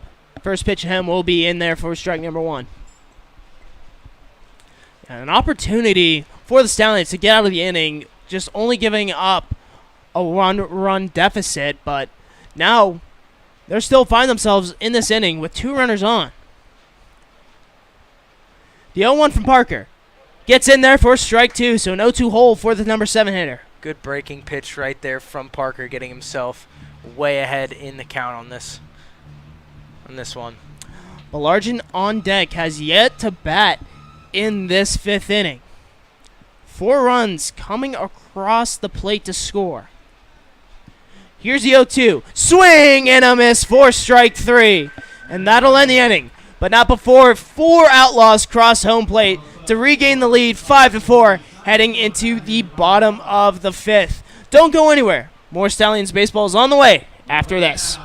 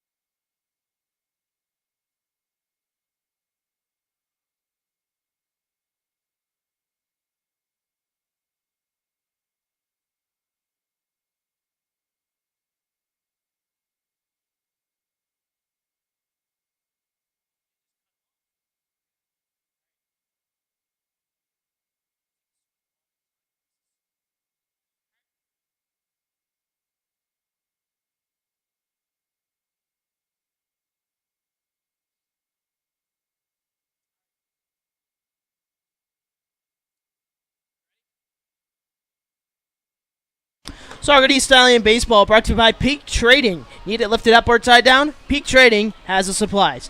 Pretorius and Conrad, Civil and Environmental Engineering and Land Surveying. And by the Rip Van Winkle Country Club. Bring your swing to the Rip. And both teams are bringing their swings here to Cantine Field as the Stallions are trying to regain the lead after giving up 4 runs in the top 5th frame. 13 hits, 9 runs total for both teams. We're just through 4.5 full innings here in Saugerties, hoping that these Stallion bats continue to swing the way that they have so far in this one and keep the ball rolling. Yeah, Murtaugh's coming back out for his 5th inning of work, and some movement starting to go around here in the Oneonta bullpen. So it looked like Murtaugh's day could be done after this 5th inning, and for him, he'll have to go through 10, 1, and 2 with Nico Amory starting to lead things off. For Amory, he struck out looking to end the 2nd inning. He's looking for a different result here.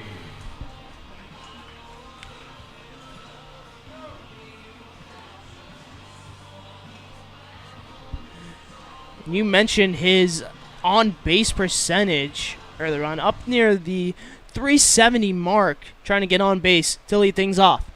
First pitch he sees will be called a strike.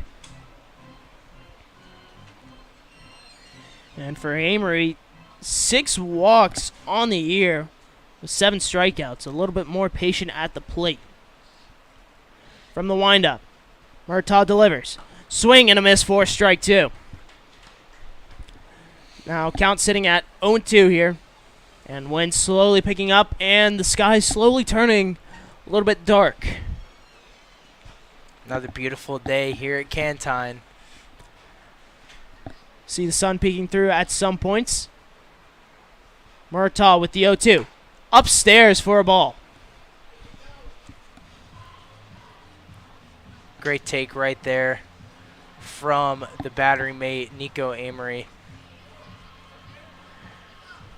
And taking a look here, seems to be someone warming up in that Oneonta bullpen. We'll keep an eye on to see if he'll get in for this inning, but umpire calls time.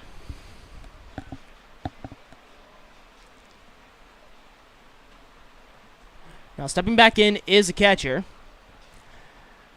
The 1-2 from Murtaugh. Bounced into the dirt. He spiked that one.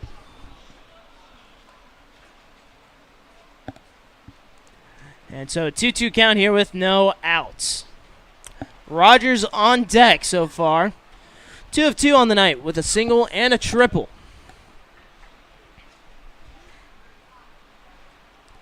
Amory sitting back in the box. Murtaugh in his windup fires. Inside, and Amory has worked it to a full count. Great at-bat already here from Amory, seeing everything that Murtaugh's got, forcing his pitch count to keep going up, up, and up, working his way back into this one, making it full, trying to find himself a good pitch to drive. Murtaugh trying to avoid walking his 2nd batter tonight. Here's the payoff pitch. Inside and low for ball 4.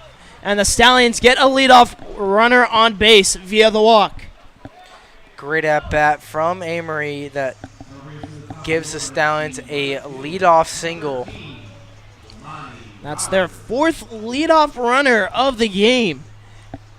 And now it looks like the head coach of the Outlaws will take a trip to the mound, and we'll see if Murtaugh's day will be done here. The infield not coming in just yet. So it looks like just a little bit of a calm-me-down meeting to make sure that his ace on the mound is doing all right. Yeah, and it's tough for us here in the booth as Oneonta only seems to travel with one coach, where usually it's, obviously the head coach, when he comes out to the mound, they're going to make a call to the bullpen. But when you only have one coach, he's kind of got to wear the hat of bench coach, pitching coach, head coach, and everything in between, really. So we just have to wait and see every time. Yeah, now Jelani Rogers will be coming up to bat now, and taking a look at Murtaugh's pitch count, it's in the 80s. So taking a look at his pitch count is a coach. So sooner or later, Murtaugh will have to exit the game. And something that we saw last time here at Cantine was a pitcher from Glens Falls throwing over 110 pitches against the Stallions. Got called into the second inning and rode out the entire game. And now Jelani Rogers is looking to add on to Murtaugh's pitch count here. Yeah, it seemed like Glens Falls only came with those two pitchers that they brought. Pickoff attempt over to first base will not be in time as Amory slides back in. Just only the second time that Oneonta has tried to pick off the first base runner. Pitch to Rogers will be called a strike. And going back to that first pickoff attempt was when Jelani Rogers was on that first base bag, and it went over the head of Keegan, which made him go to second base cleanly. Sailed over his head, absolutely. And then Jelani took it into his own hands and stole third, and then came around to score thanks to that sac fly from Fish. And that's how the Stallions opened up their scoring in this one. And he's looking to try to keep the scoring going as he took that pitch upstairs for ball one. Emery slowly leading off that first base bag. Pickoff attempt will not be in time. Keegan didn't even attempt to make the tag there.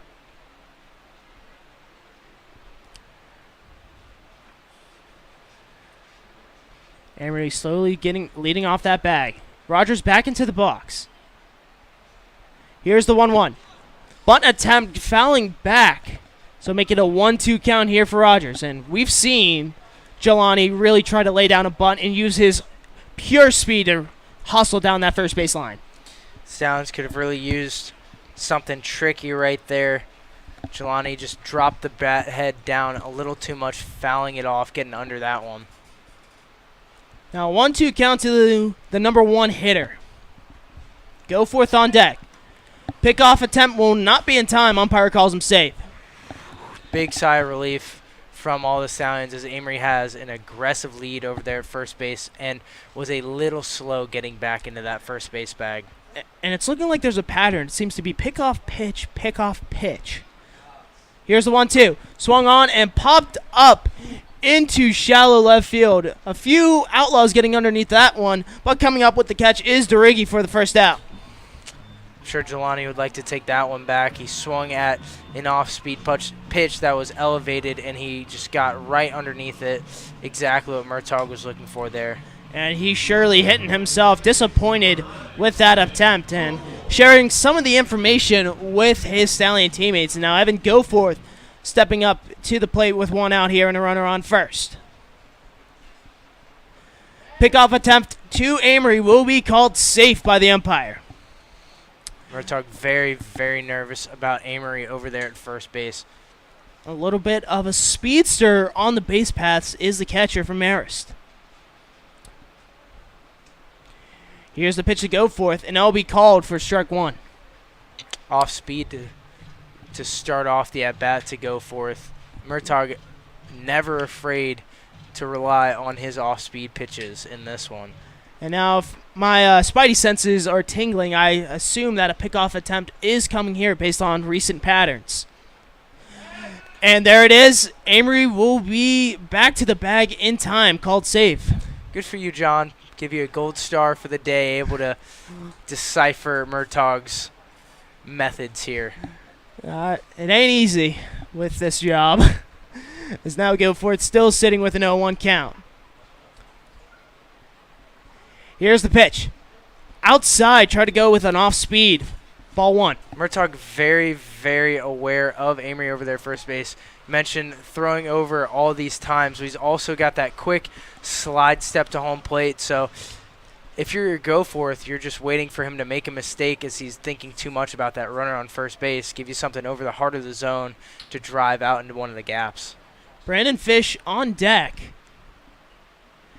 Here's the pitch from Murtaugh. Swing and a miss for strike two. A heavy cut by Goforth. Changed everything up right there. Gave him about half a look, and the full leg kick was Murtaugh. And another breaking ball to Goforth.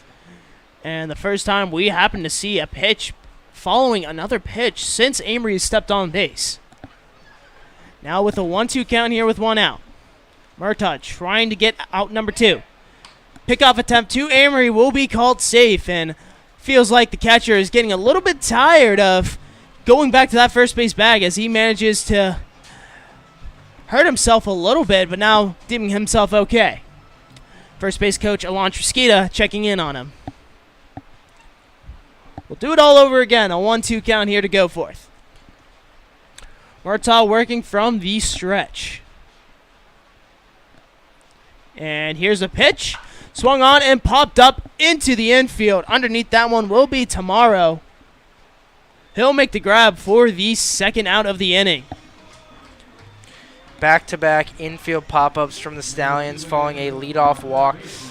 You just hate to see that, and I'm sure head coach Colin Martin is going to have a chat with some of those guys after this one. And now Brandon Fish stepping up to the plate for the third time tonight.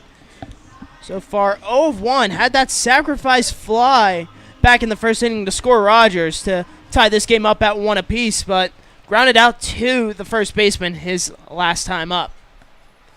First pitch to him will be a little bit of chin music as it goes up and in for ball 1. Chin music that looked closer to forehead music as that one almost went over Fish's head right there. Now dealing with a 1-0 count here, 2 outs, and Amory on first. Pitch to Fish will go inside for ball 2, and it seems like Murtaugh's really favoring that inside edge against Fish. Looking like he wants to attack that inner half, just get something under the hands of Fish, hopefully get him to ground out and end this inning. Pickoff attempt to first base, not in time. Keegan didn't even apply a tag. I feel bad for whoever's got to wash Amory's jersey after all of those dives. Look at how dirty that thing is already. That used to be pearly white. Now it's covered in dirt. Here's the 2-0 to Fish. Upstairs. That looked more like chin music right there, Kyle. A little bit lower than the first one, absolutely, but still nowhere near. It looks like Murtaugh might be getting a little tired. That pitch count has to be pretty high up there at this point. 3-0 count here to Brandon Fish. Still a runner on first. He fires, and Fish drills that into the left center field gap. That will hit the wall at the warning track. Amory rounding third, heading home. Fish staying at second. The throw at the plate will be safe. The umpire calls him safe, and the head coach of the Outlaws does not agree with that one. He's getting into the face of the home plate umpire, and the Stallions have tied this thing up. Fish trying to go over to third, and he'll get in safely as the ball was still in play. That was an outstanding dive into home from the catcher, Nico Amory. He was dead to rights on a good relay from the Outlaws, able to jump around the tag and dive in around Balajarin's tag of home plate. So the 18th RBI by Brandon Fish, a team lead, now ties this game up at 5 apiece, and the head coach still having a few choice words for the umpire. Now he'll head back over to the dugout, and Murtaugh and Balarjan still having a conversation with the infield umpire, but to no avail. The game is tied up at 5 apiece. Fish now 90 feet away. Again, so great piece of hitting from Fish right there to drive that ball into the gap over in left center field. Amory with incredible heads-up play at the dish, knew where the baseball was, got around that tag, and give the Stallions their 5th run of the evening. Wow. RBI double by Brandon Fish as he advanced to third. Now Jake Scrine takes that first pitch for strike number 1. Yeah, very heads up from Fish, noticing that the catcher, Balajarin, was just out of the play there, focused more on the argument, and he was able to keep his head up and get into third base. Murtaugh heading to that inside edge for strike 2. So a quick 0-2 hole here for Scrine, trying to drive in Fish to regain the lead here.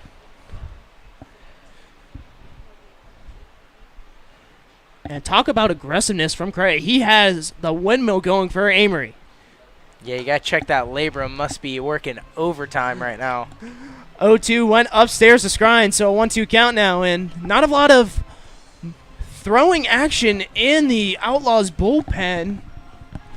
Seeming to be waiting out the inning as Murtaugh will try to finish out the side here. 2 outs. Here's the 1-2. High, way above the head of Scrine, making a 2-2 count here. The velo is definitely dropping from Murtaugh. He's probably going to start relying deeper on those breaking balls to try and get himself some cheap outs. Deuce is wild here at Cantine Field. Scrine facing a 2-2 count here.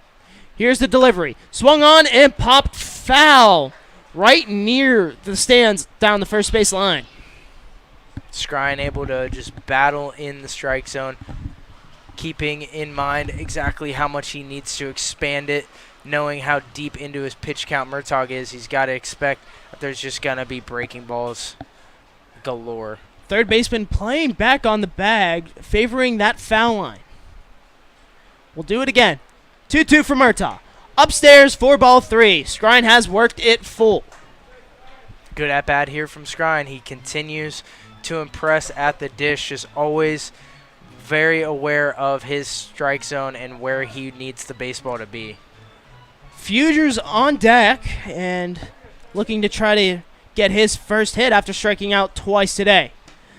Scrine will take that pitch at the knees and inside for ball 4, so that puts runner on the corners.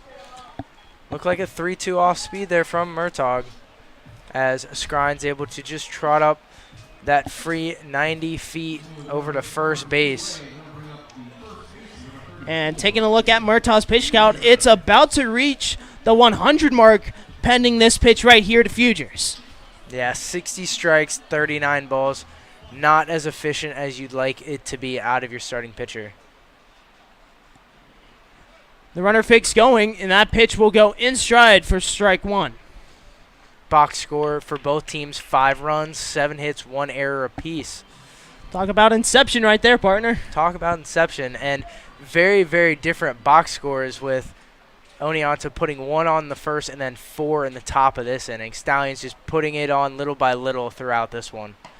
Fugers dodging inside as that pitch looked like it almost hit him. And Murtaugh, a little bit of swagger and sarcasm as he was trying to get that ball back from Belarjan. You see a lot of facial expressions from Murtaugh. He lets you know exactly what he's feeling when he's out on the mound if he disagrees with your pitch. Not what you want from a pitcher. Here's the 1-1 to Fugers upstairs, and Fugers really had to dodge out of the way of that. Now that looked like some real chin music. Absolutely. That one might have caught some of the facial hair of Fugers, giving him a nice clean shave. Felt a little bit of a breeze on his whiskers right there as the St. Thomas Aquinas commit about to enroll there this fall. Now with a 2-1 count to Fugers. Runners on the corners. The pitch will be popped up straight into foul territory down that first base line. It looks like he's lost it, and the diving grab will be dropped.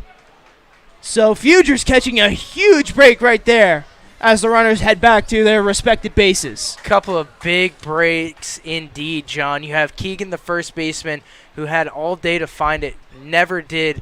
And then tomorrow coming over to try and save the day from that second base position, sliding on a knee into the clay in the fencing, barely dropping that one. Deuce is wild here, wind blowing towards that right center field direction. Fugers trying to regain the lead for the Stallions here. Here comes the pitch from Murtaugh. Upstairs for ball 3. You can see what Murtaugh's trying to do with the fastball. Just continues to rise up the strike zone of Fugers, trying to get him underneath something and pop it up in between the first and third base bags. Murtaugh trying to avoid his second straight walk, which would be his 4th on the night. Gets set. The runner goes. Swung on and driven into left field. Back goes Grebe, and he'll make the catch for the final out of the inning. The Stallions get one back, all thanks to a Brandon Fish RBI double, and it's knotted up at 5 apiece. Don't go anywhere. More Stallion baseball is on the way from the Ulster Savings broadcast booth.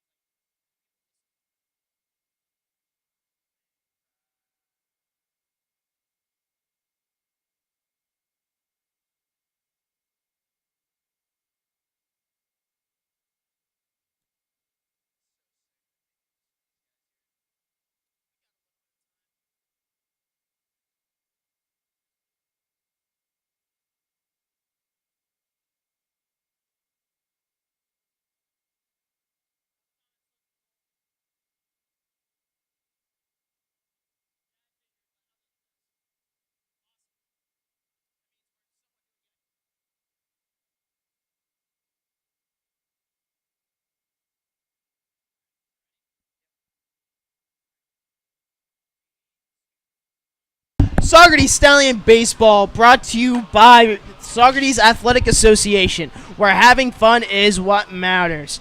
The Sawyer Chevrolet and Motors. The Sawyer Motors Car Show takes over Saugerties later this next weekend. And taking a look here, we have a 5-5 ball game here heading into the top of the 6th as Oneonta is going with their bottom of the lineup to lead things off. 8, 9, and 10.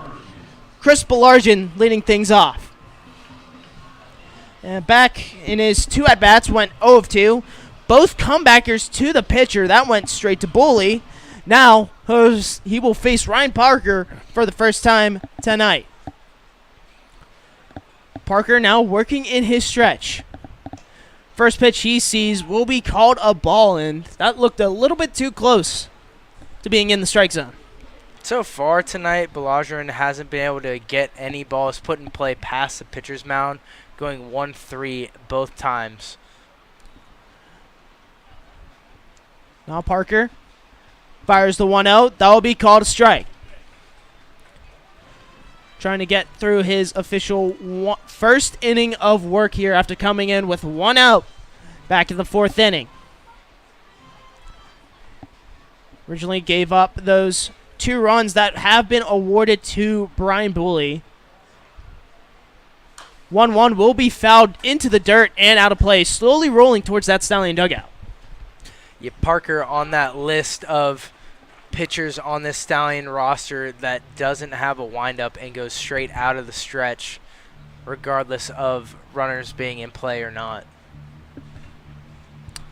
Now with a 1-2 count here, Parker looking for strikeout number 3, on the night.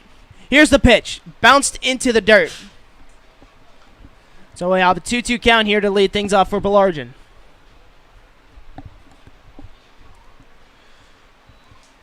And we mentioned Belargin, only 1 hit against Saugerties, and he's really trying to loosen things up and change that narrative here in this at-bat.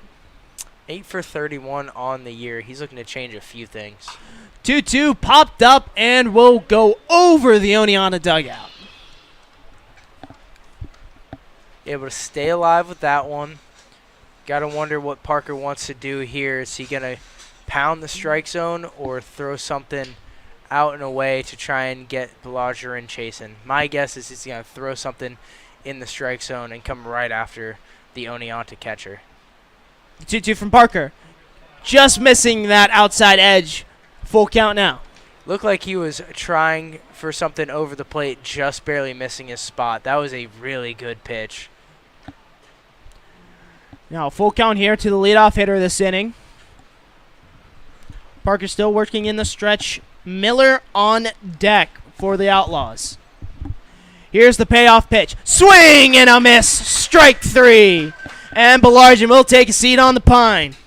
It's a nice job of Parker being very confident in himself, climbing the ladder, going out of the strike zone with 3 balls to the catcher, not afraid of putting him on base. Well done, Ryan Parker. 4th strikeout on the night for the Stallions, 3 of them coming against the relief pitcher, Ryan Parker. Now Trey Miller is up to bat. He had that leadoff single back in the 5th. That started a 4-run rally for the Outlaws. He'll take that first pitch low and away for ball 1. Parker's going to find himself in pitch count trouble if he isn't able to find the strike zone early in these at-bats.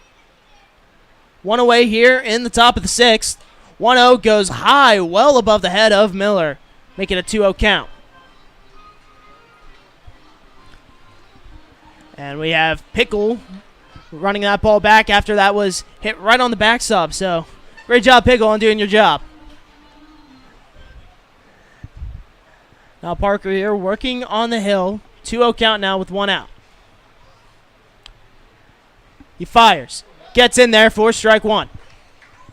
And I was talking with Ryan Parker today at IXL Health and Fitness, the gym provider for the Saugerties Stallions, and he seemed very ready to go today. Oh, absolutely. These guys are competitors. They want the ball in their hands at all times. They want to be the guy at the dish with the bat in his hands with the tying run on third base with 2 outs in the bottom of the 9th. And now he's worked Miller to a 2-2 count after he fouls that one back off into the netting. Looking for strikeout number 4 on the night. Slow clap slowly starting in the VIP section. Here's the pitch. Ground ball right past that third base line, rolling foul. We'll do it all over again. Parker coming right after Miller during this at-bat, wanting some swing and misses, maybe put something in play. Again, let the defense work. Very strong is this Stallion infield. Have some action working here in the Oneonta bullpen. With 1 out here in a 2-2 count, the slow clap slowly starting again in the grandstands. Parker in his stretch. He fires. Swing and a miss. Strike 3. Amory making the throw over to first and get that 2nd out. 2 away here for the Stallions. Great job right there from Parker, just burying that off-speed pitch in the dirt. Amory, a nice block, sliding on the knees, getting the Stallions their 2nd out, 2nd strikeout of the inning. Now we'll bring up the 10-hitter and Trevor Grieve. So far 0-1 on the night. Managed to get on base via the walk. Came all the way around to score. Now trying to look for his first hit of the night.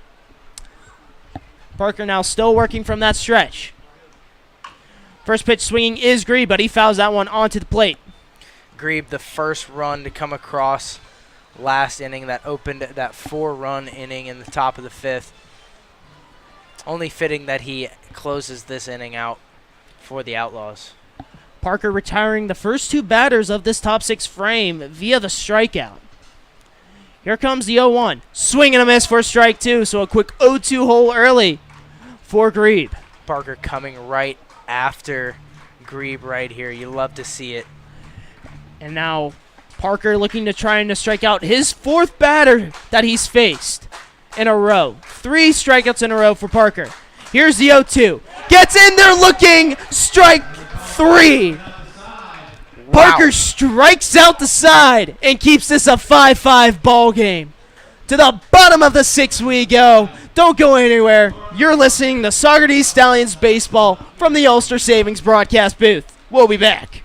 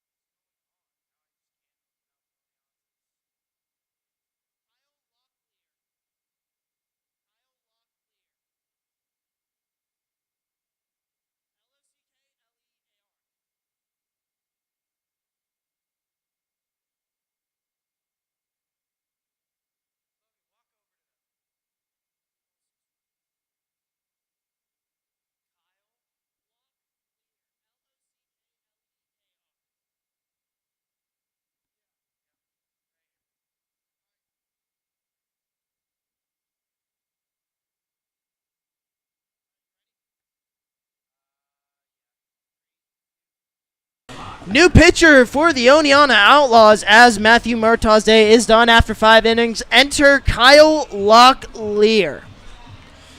So far on the year, Locklear, 1 game, 1 start. He threw 3 innings during a 9-4 Oneonta win over Watertown. Locklear did not get the decision in that outing. He had 4 walks and 8 strikeouts in 15 batters faced. So, pretty impressive. 8 strikeouts and 4 walks. So he is either filling up the strike zone or coming nowhere near is what that tells me. And it looks like he'll have to face a good lineup coming up with 6, 7, and 8, all getting on base at least once tonight. And Garrison Berkeley is going to lead things off so far, 2 of 2 with 2 singles. I would hate to have to face the heart of a Stallion lineup when I'm coming off the bench and out of the bullpen. Nonetheless, Locklear's going to have his work cut out for him. And taking a look at Murtaugh's final line in 5 innings pitched, allowing 7 hits, 5 runs all earned, with 3 walks and 6 Ks to his name. Now trying to look for the win here will be Locklear as he enters his first inning of work in the bottom of the 6th. From the windup, swing and a miss from Berkeley for strike 1. And taking a look back at Berkeley, managed to advance all the way to third both times, only coming around once to home plate. 0-1 pitch goes outside for a ball. Yeah, he did get all the way up to third base back in the 4th inning, but that was that half inning where Stallions were unable to do very much with the bats outside of that. 1-1 pitch goes in there for strike number 2, and it seemed like Berkeley was kind of sitting on something more faster than that off speed. So a 1-2 hole here for the leadoff hitter.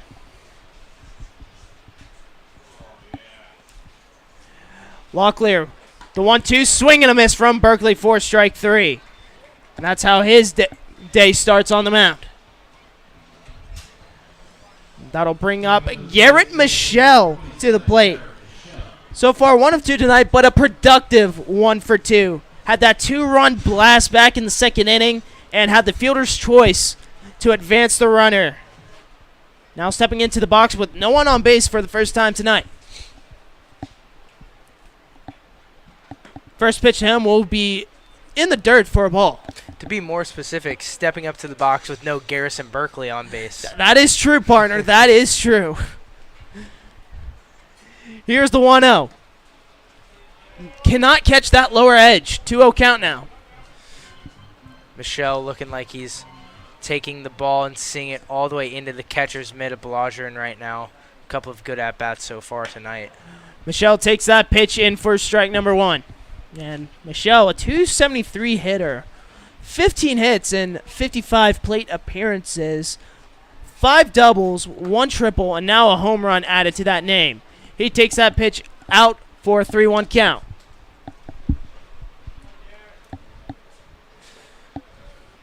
TJ Adams on deck. Locklear gets his sign. Here's the 3-1.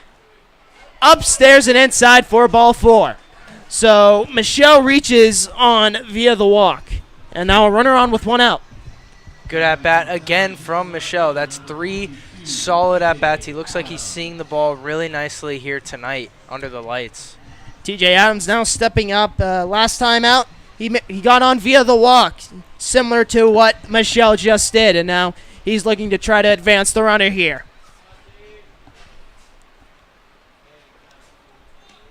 TJ Adams showing butt, but pulls away as that pitch went low for a ball. Interesting. We've seen a lot of guys showing bunt here in this one. Stallions hadn't put a bunt down all year up until tonight, and we've had 3 different guys showing it early in at-bats. 1-0 cut from Adams will be missed for strike 1, and you mentioned all those bunts. It's a little bit of a strategy game here, Kyle. It seems like both teams are playing a little bit of a game of chess and trying to advance small ball to have the fielder shift in a little bit closer than they're used to so the bats can get to work. Uno's wild here. Here's the pitch from Locklear. Low into the dirt. Great stop right there by Belargin.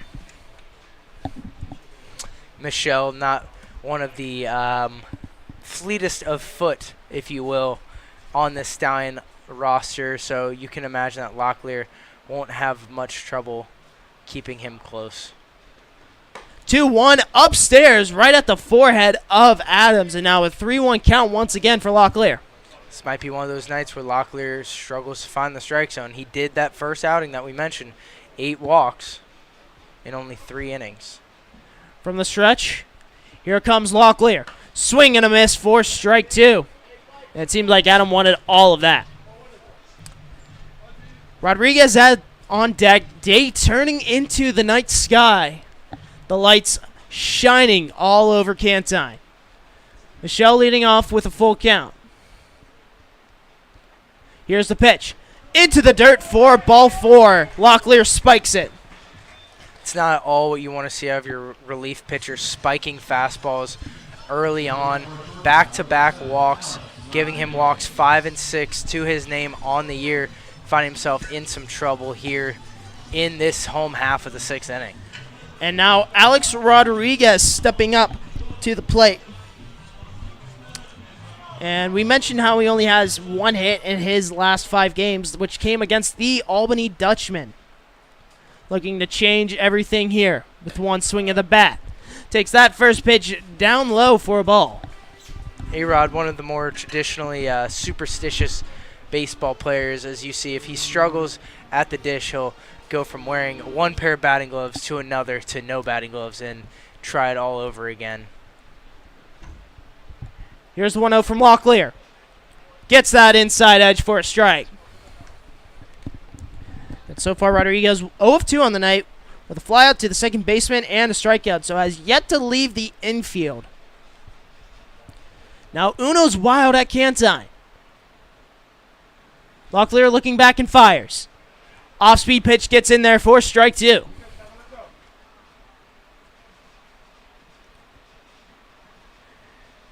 Rodriguez not having a hit in his last 2 games in 3 at-bats. Locklear getting his sign. Here comes the 1-2. Swing and a miss for strike 3. Good and pitch. Rodriguez was looking like a little bit of a defensive swing to try to stay alive. That's a good pitch right there from Locklear, able to come back with the off-speed. Got A-Rod fooled there. Looked like a slider just way out of the strike zone. And now Nico Amory coming up to the plate.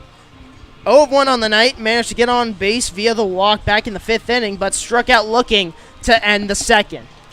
Now facing 2 runners on, 2 outs, and a brand new pitcher. So far, it looks very consistent to Locklear's first appearance. He's got the 2 strikeouts and the 2 walks. First pitch to Amory goes low and away for a ball, looking like trying to go with an off-speed slider. Yeah, definitely off-speed right there to Amory, trying to catch him off balance, maybe get a choppy little ground ball and end the inning. But Amory, a lot more selective than that at the dish. 1-0, chopped up, foul, heading towards that Oneonta bullpen, and it'll land right in there. I think Amory was looking for a different type of splash when he said try to rock it into the outfield. Now facing a 1-1 count. Looked a little late on that swing. He'll want to correct that here, maybe shorten it up even. Locklear in his stretch. He fires. Into the dirt, spiked on that. The runners will stay. Yeah, you said it. I mean, he continues to spike these fastballs. It's a sign of a guy who doesn't have much control tonight with his stuff. So he'll definitely be trying to expand that strike zone, throw more off-speed around it, and get guys fooled. He's really trying to work that low strike zone. Here comes a 2-1. Inside, but called strike, just cutting right back into the zone. Looked like a changeup that just dropped straight down. Good pitch right there from Locklear. So not much command with the fastball, but all of his off-speed seems to be well within his means. Deuce is wild once again here at Cantine, a phrase that we love in this broadcast booth. Here's the pitch. Upstairs. Full count now. Yeah, it sort of went from one guy saying to the entire grouping of us inheriting it as the team saying. For every time we've all said that, I bet a Stallion fan at home is keeping track of that. They're probably spoiled rich and could retire right now. Oh, absolutely. $1 for every deuces. Dollar for deuces. 3-2 count here to Amory with 2 outs here. The runners go. Upstairs for ball 4, and the bases are loaded for Jelani Rogers. Great at-bat right there from Amory. Able to work the count all the way full. Stallions are loading these bases up, and they are threatening here. 2 outs here. The Stallions looking like to try to work their 2-out magic that they have been doing all season long, as we take a little break here for a quick mound visit by Belargin to try to calm down Locklear. Again, this is another case of no pitching coach, so somebody's got to wear 2 different hats. It looks like the catcher Belargin playing pitching coach right there, just trying to calm his guy down, talk to him about a couple of things, maybe strategy. Hey, this is what's worked against this guy already in Jelani Rogers. Let's see if we can do it again. Locklear getting a sign. Rogers in the box. He takes that first pitch upstairs for a ball. Look just about above the chest. Good take right there. Jelani, a veteran presence in the box. He's not going to swing at anything too early too often with a guy who's struggling to find the strike zone. Here's the 1-0. Swung on and popped foul over the grandstand. Very long stride right there from Jelani. Looked like he wanted to put that ball all the way up and through the stable club over there in center field. Michelle on third, Adams on second, Amory on first. And last time he was on first, he really had to get his laundry dirty after the many pickoff attempts by Murtaugh. Laundry dirty, diving back into first, and that incredible slide into home plate. 1-1 to Rogers upstairs for ball 2, right about at the eye level. Jaws slowly creeping in on Locklear as he's struggling to get out this inning here. All base runners reaching via the walk in this inning. 2-1 will be popped up, working towards the grandstand and moving foul. Jelani's going to, with 2 strikes, look to just shorten it up, maybe even choke up, put a ball hard in play somewhere and try and just beat it out. You've got not so much speed on third, but you don't have to worry about it too much with 2 outs and some good speed from Adams and Amory on the base pass. So if Rogers is able to get a hold of one, you can see some Stallions that will not stop running. 2-2 count here with 2 outs. We're not going to say the coin term. Here's the pitch from Locklear. Swing and a miss for strike 3, and the Outlaws get out of the jam. 3 strikeouts and 3 walks for Locklear, and this stays a 5-5 game after 6. To the top of the 7th we go. Don't go anywhere. More Stallions baseball is on the way after this.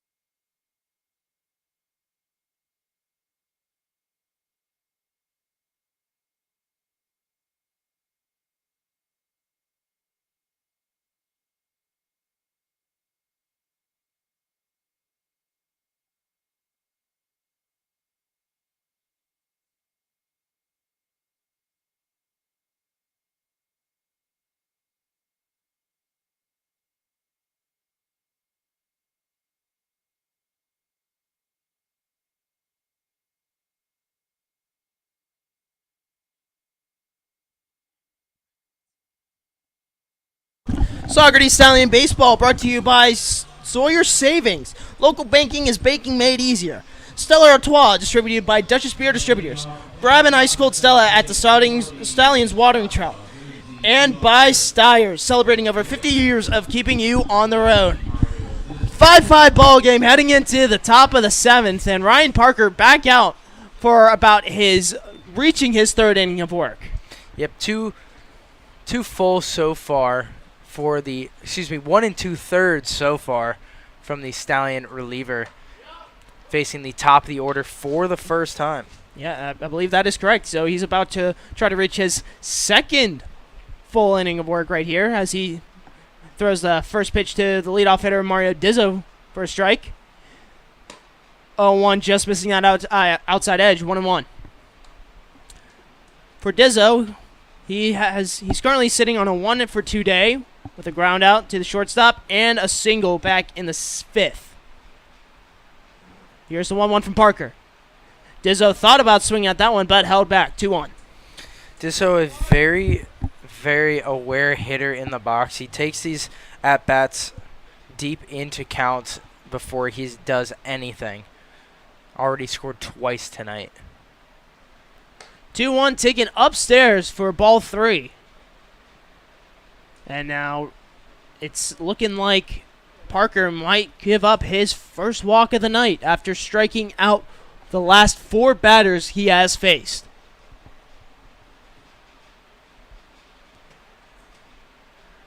Here's the 3-1 from Parker. Inside, a little bit of chin music for Dizzo, and he'll take a free pass to the first base bag.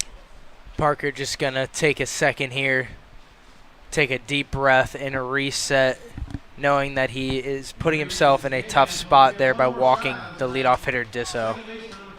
And it's looking like the K-Men will step on up for the final time tonight, and so far unsuccessful for these fans. 1 of 3 on the night with a single in the 3rd and a fielder's choice back in the 5th. First time he's facing Parker. First pitch swinging is Tamaro. He grabs it on. Throw over to second. Will go right into the outfield. Jelani Rogers picking that one up, but the runners will stay. So looking like it will be ruled in error. We'll get the official ruling here in a second. That should, to me, look like a hit because Fish had to leave his feet. Granted, it was a bad throw to second, but he had to get up off a knee and hurry it up, and it looks like it will be ruled that hit. Great effort from the third baseman, Brandon Fish, just barely off the mark with the throw to second. And a very unusual throw right there from Fish. Now, runners on first and second, no outs as Broderick fouls that one off, trying to bunt into the Stallion dugout. Starting pitcher Alex Canny trying to get out of the way of that one and does so successfully. That's the fastest I've seen Canny jump out of a seat in my life. Those are some good reactions. Cat-like reflexes. Now Broderick with an 0-1 count here. Dizzo on second, Tamaro on first. The pitch from Parker. Just missing that outside edge fastball. Parker finding himself in trouble really for the first time this evening. It looks like some action is going on in the Stallion bullpen. Drake Quinn warming up for Saugerties. Now 1-1 count to number 1 in Broderick. Here's the pitch. Gets down Main Street for strike number 1. Nice pitch right there from Parker, just finding the strike zone right there, trying to get himself back into this at-bat. So now a 1-2 count here for Parker as he delivered that pitch for strike 2 down Main Street. And his stretch. Here's the pitch. Swung on and driven into left field. Adams underneath that one. He'll make the grab, and the runners will stay put for out number 1. Yeah, Broderick kind of got jammed on that one. Jam shot into that shallow left field corner. Adams having no trouble coming in on that one. Nice job to get that out there, Ryan Parker. And now coming up to bat, Evan Keegan. So far 0-2 on the night with a walk in the 4th, but flew out 2 Fugers at first base and struck out swinging. The first strikeout victim for Ryan Parker. And now that he has pitched officially 2 innings of work. First pitch to Keegan will be ruled a ball. Looked like he was trying to go on that inside upper corner. Keegan reached base safely one time via the walk in the fourth and got all the way up to second base, but never any further. Keegan fouls that one off his leg, but rolling towards the Stallion dugout. 1-1 count here. Would be a big ground ball if Parker would be able to get it. Not much speed from the Oneonta first baseman. If you can get any sort of speed behind a ground ball, it'd be a very easy, tailor-made double play to end this one. It's looking like the Outlaws haven't been really aggressive on the base pass today. The 1-1-2 Parker will be fouled off, just hitting the railing down the first base line. So the fans sitting in lawn chairs getting a little bit lucky.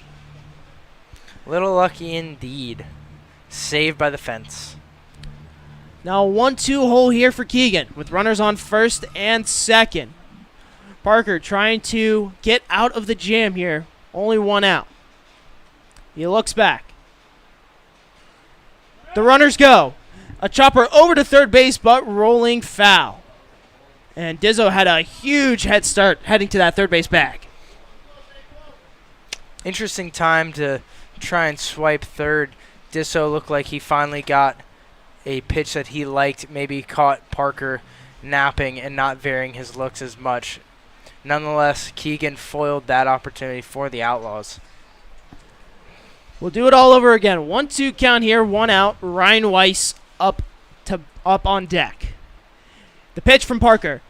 Popped up into the infield. Amory finding sight of that right at the home plate, and he'll make the grab, and Keegan is mad about that one. He's slamming his bat.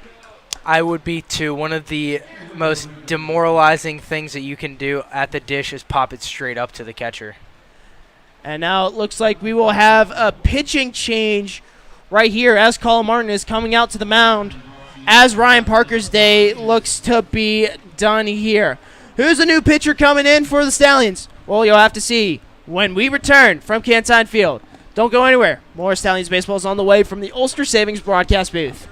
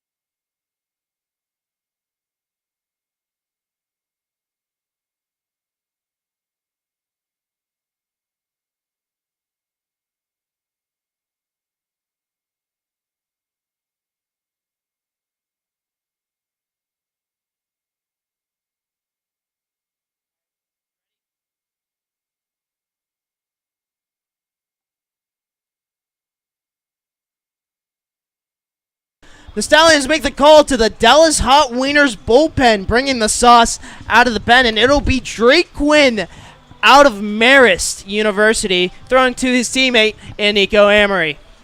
Taking a look at it the last time out for Drake Quinn, and 2 innings pitched against the Oneonta Outlaws in their 7-3 loss. In 2 innings, gave up no runs, no hits, 1 walk, and 1 strikeout. So he's looking to try to get out of this jam he finds himself in with 2 runners on and 2 outs. And after just 2 1/3 innings from Parker, he's got runners that Quinn will inherit at first and second via a hit and a walk. But he threw 5 strikeouts in that 2 1/3 and only 2 hits. So really some good stuff from Parker. You got to assume it was just a pitch count situation here tonight, as you don't want to overextend any of these guys, risk injury or anything like that. And taking a look at Ryan Parker's potential final stat line, 2 1/3 innings pitched, allowing 2 hits, no earned runs, a walk, and 5 strikeouts. So a huge bounce back appearance on the mound for the St. Thomas product. But Drake Quinn, he has a tough task to face when English is hard sometimes, when Ryan Weiss is stepping up to the plate for the 4th time tonight with a 2 RBI single and an RBI ground rule double to his name. very dangerous, is the designated hitting right-hander. First pitch Weiss sees will be outside for a ball.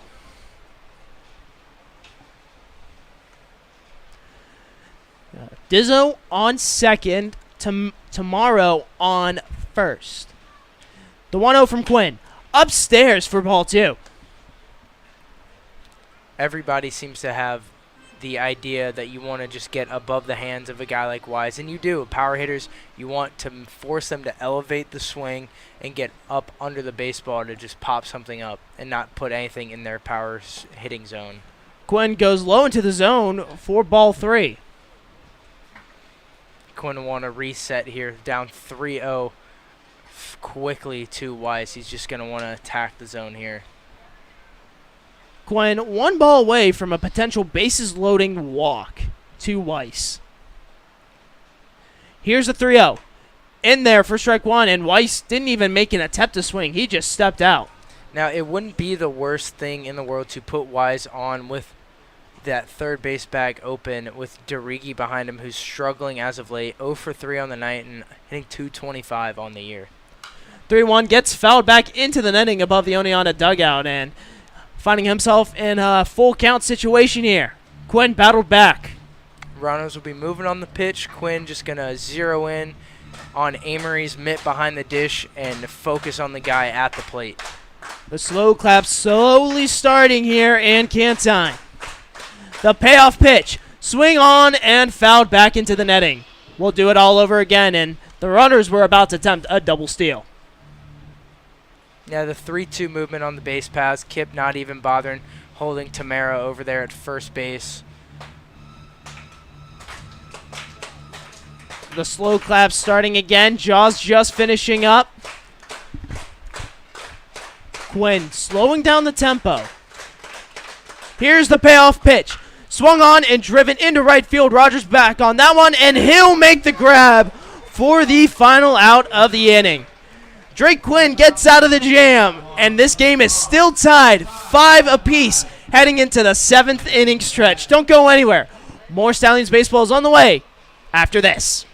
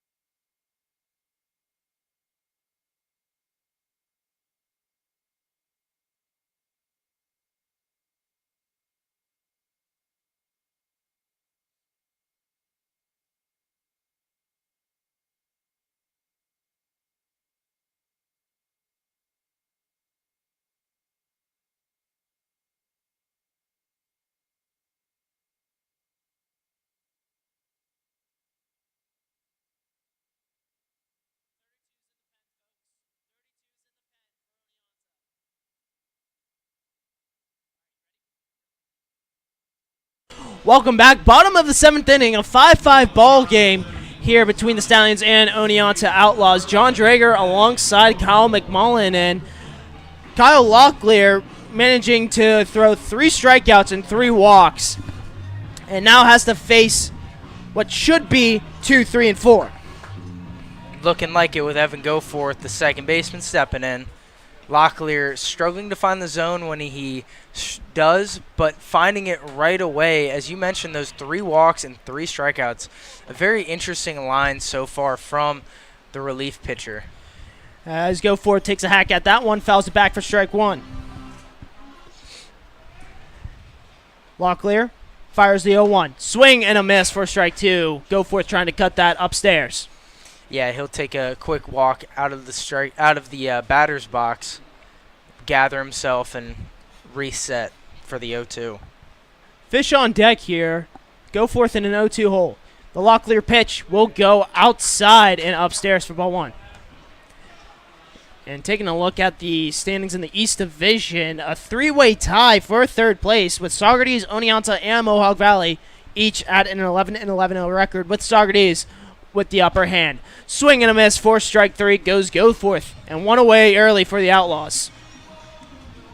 Unfortunate as Goforth 0 for 3 on the night. He does have that 1 RBI in the third inning, but not what you want to see. 2 strikeouts for him tonight already.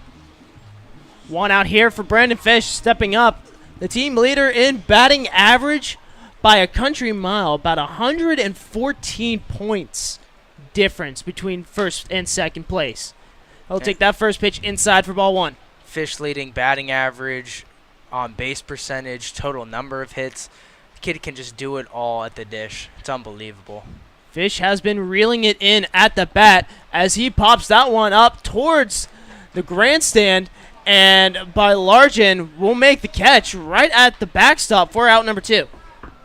There goes the old broadcaster booth jinx. The old faithful strikes again. So 1 jinx for you, 1 jinx for me. Hopefully Logan doesn't have a jinx over there running at music. That's why we don't put a microphone in front of his face tonight. Don't even give him the opportunity. This is his rest day, folks. We do wish Logan a wonderful rest day as he's playing Jake Scrine's walk-up music from Top Gun Maverick movie. Now with 2 outs, no one on base. Locklear fires the first pitch. Goes into the dirt for ball 1. Scrine only that 1 hit so far tonight. He walked back in the 5th, but his numbers continue to drop here in Saugerties. He'll take that pitch inside for strike 1, and it seemed like Scrine thought it was going to go right toward him, but it broke right in at the last second. I hate to mention this, but Brandon Fish is officially below 400. He's now at 397 following that pop-up. Scrine sends that one back to center field. Underneath that one will be Miller right near the warning track, and he'll make the catch for the final out of the inning. 1, 2, 3, the Stallions go down, and we head to the top of the 8th, still in a 5-5 ball game. Don't go anywhere. More Stallions baseball is on the way from the Ulster Savings broadcast booth.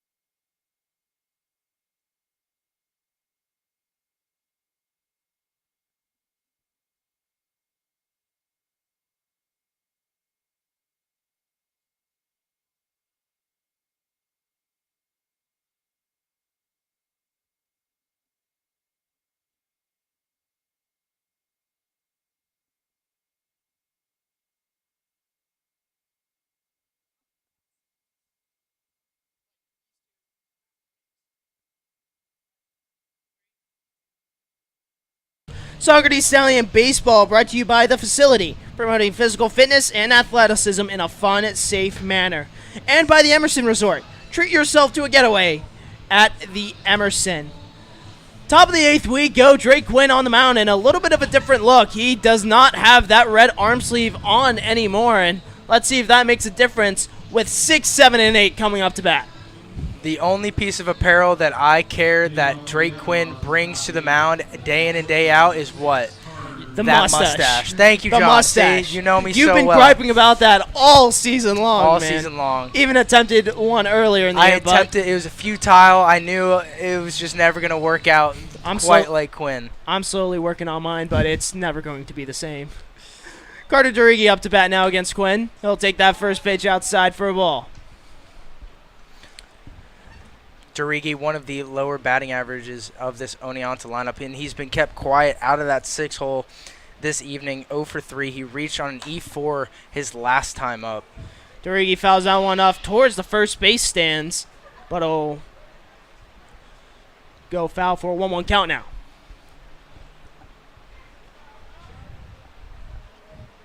And Drake Quinn consistently trying to find the strikeout, has a strikeout in all but 2 appearances on the mound. One of them against Glens Falls, the other one against the Utica Blue Sox. Quinn out on the mound, he has a very similar arm action as Colson Buchanan, one of the Stallions' most prominent starting pitchers. Durigi sends that one into center field. Berkeley going back and dropping down to a knee to make the catch for the first out. Back-to-back trouble on some fly balls were the right fielder Jelani Rogers and the center fielder Garrison Berkeley. Regardless, those guys are so aware of their surroundings, they're able to make adjustments quickly. And now Andrew Holub up to bat for the fourth time tonight. So far, 0 of 2 with a strikeout and a flyout to the second baseman. He'll take that off speed for a strike. As I was saying before Durigi rudely interrupted me with that flyout, Quinn, a lot of strong, powerful action from that short arm slot. He'll use that short arm slot to go upstairs for ball 1. And you see a lot of these guys that are throwing up in the hundreds now, like Dustin May, Jack Flaherty, all these guys, they have that quick and short, powerful, just compact. You hide the baseball behind your head very nicely. Hola pops that one up into shallow center field. Berkeley getting under that one and making the grab for the second out. Much less eventful on that fly ball. Berkeley having all the time in the world on that fly ball. Nice to see him able to come back after struggling with the one before that. And now Chris Belargin coming up. 0 of 3 on the day with 2 groundouts, 2 of them to the mound, and the strikeout. So his ball has yet to reach past the infield grass. And that's what you like to see as a Stallion, absolutely. Quinn goes with a high heater upstairs for ball 1. Belargin slowly getting ready in the box. Here's the 1-0, and that looked like some chin music right there. 2-0. Belargin came into this one with 14 strikeouts as well. So it's a 258 batting average. From the catcher's standpoint, that's great. If you can get somebody behind the dish defensively good and north of 250, that's all you can ask for. The 2-0 chop from Belargin goes past him for strike number 1. And the Stallions trying to keep him quiet out of that 8-hole, with Quinn wanting to bounce back and get himself right back into this count. Quinn with the 2-1. Off speed upstairs, ball 3. And something I've noticed is Quinn is shaking that glove like he's anticipating, like he's fired up and ready to go. Oh, yeah, he loves it. That's part of his MO, is that shake of the glove. You see a lot of guys shake the leather a lot. 3-1, a dribbler over to the hot corner. Fish picks that up, throws over to first, and gets the out. 3 up, 3 down for the Stallions as they have a chance to go up here in the bottom of the 8th. Don't go anywhere. More Stallions baseball is on the way from the Ulster Savings broadcast booth.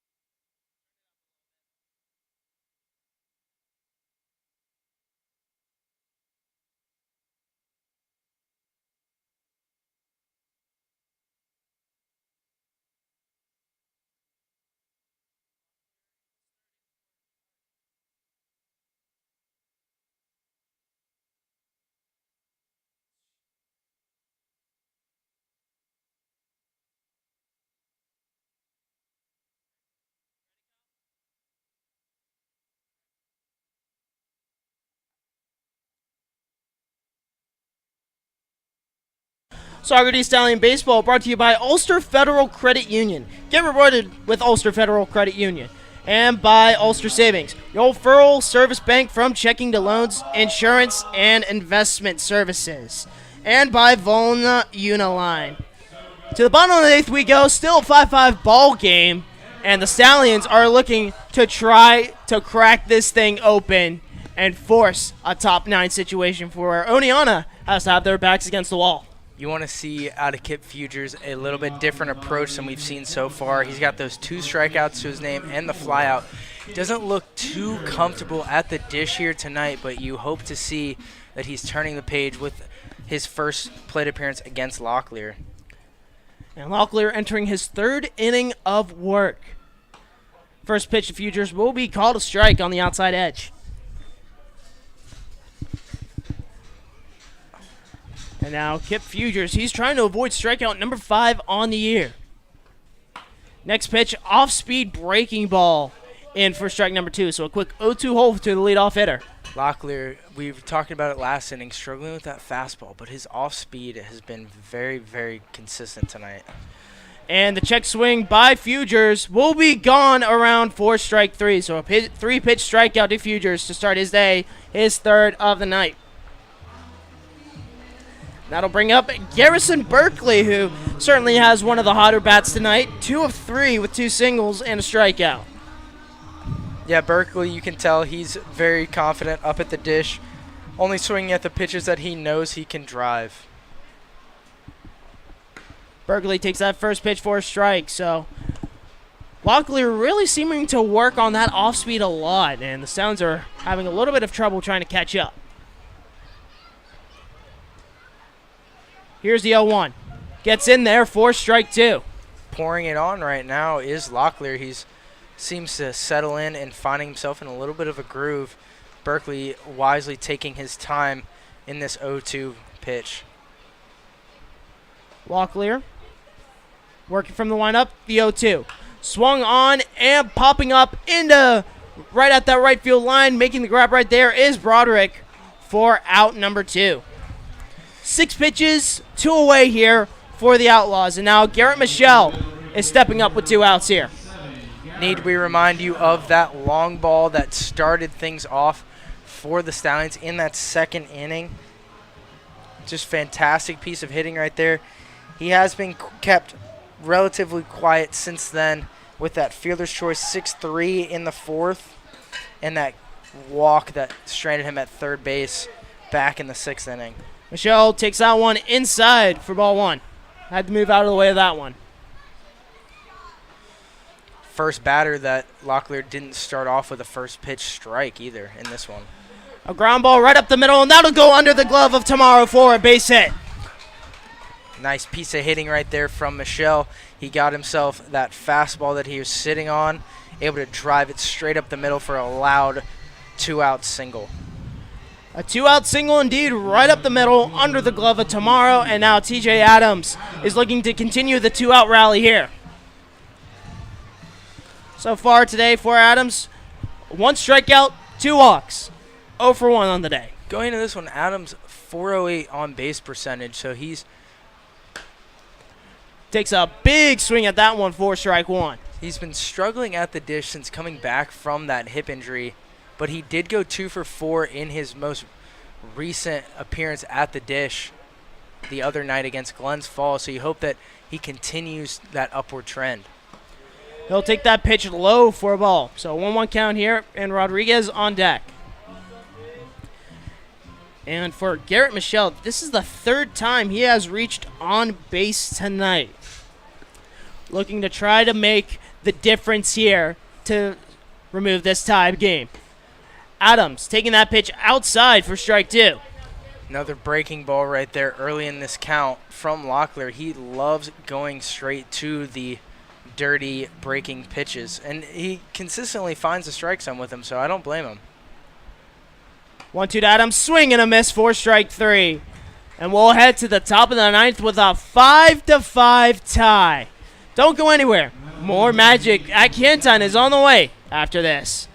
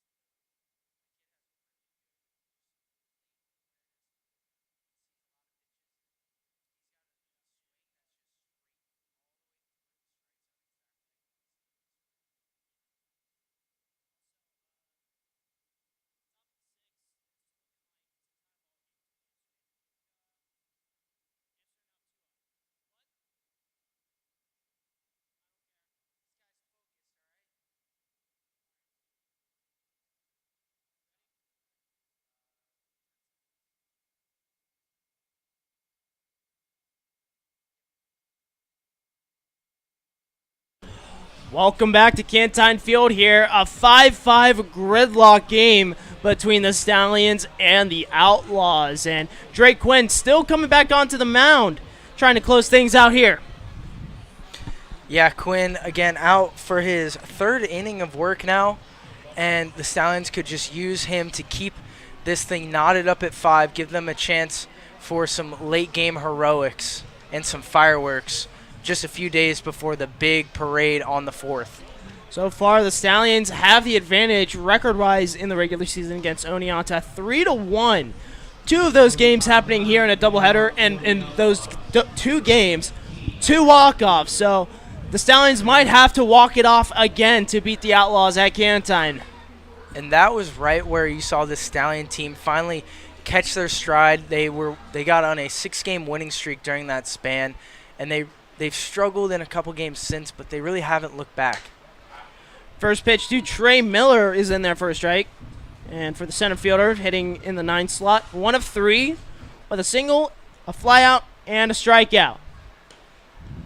Quinn goes off speed and takes that for a ball. Yeah, Miller, the hottest bat as of late in this Oneonta lineup, kept him relatively quiet, as you mentioned, John. Just that one hit in the 5th that didn't amount to anything. 0-1 to Miller will be called for strike 2. So 1-2 count here for the 9-hole hitter.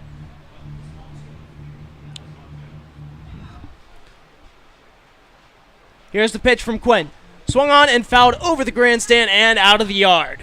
You see what Quinn was trying to do there with the fastball, just raising it up above the letters. Might be setting himself up for something in the dirt, probably breaking and just out of the zone, hoping to get Miller chasing. But with the way that he's been swinging the bat lately, that's easier said than done.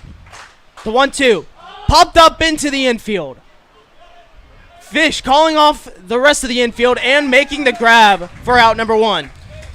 Nice job there from Fish, immediately waving off the help from Quinn on the mound and the catcher, Amory. You definitely don't want to see the catcher coming all the way out into the infield and making a catch like that. Great job, Brandon Fish. It's the little things that matter.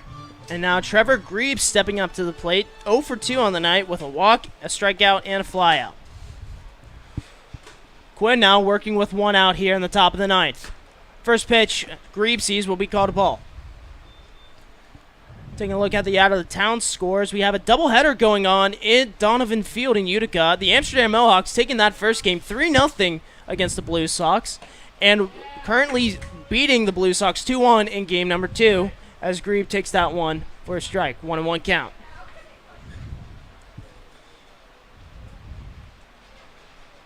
One-1-2 Grebe will be bounced in, and it will be ruled a hit by pitch. So he'll take a free pass to the first base bag. Quinn spiked that fastball.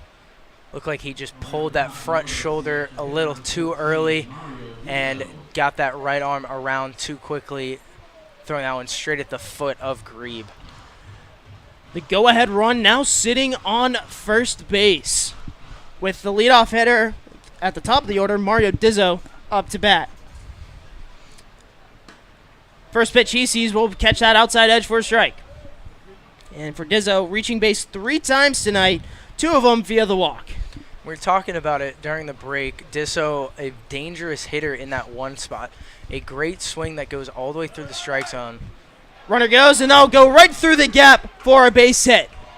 Grebe heading his way on to third, and he will hold up and put runners on the corners from a Dizzo single. That's a perfectly executed hit and run from the Outlaws. Normally it would have been a routine ground ball for A-Rod, but he had to vacate that shortstop position to try and cover the stealing runner in Grebe. But now you got runners at the corners with just 1 out. The double play ball still in effect as Dizzo did hold up at that first base bag. And you saw Rodriguez. He was making his way towards second base to try to help out Goforth, but a well-placed ball through the gap in between Fish and Rodriguez puts runners on the corners now. And Quinn's going to have to take a step off the rubber. It's looking like that the Stallions coaching staff is going to let Quinn ride this one out. Runner goes. Amory fakes the throw, and the pitch will be called a strike. Just like that, Disso gets himself in scoring position. Now there's no chance of a double play the routine way. Infield slowly pushing in towards the edge of the grass. Tamaro digging in. Broderick on deck. The 0-1 from Quinn. Swung on and fouled back. So 0-2 hole here for the K-Man that can no longer serve the fans. No longer serve the fans, but it will certainly serve this Stallion defense in a big way to be able to get Tamaro out on strikes. Quinn looking to strike out Tamaro. Try to get 2 outs here and leave 2 on. Slow clap starting. The 0-2. Swing and a miss for strike 3. The K-Man technically goes down, but a little bit too late.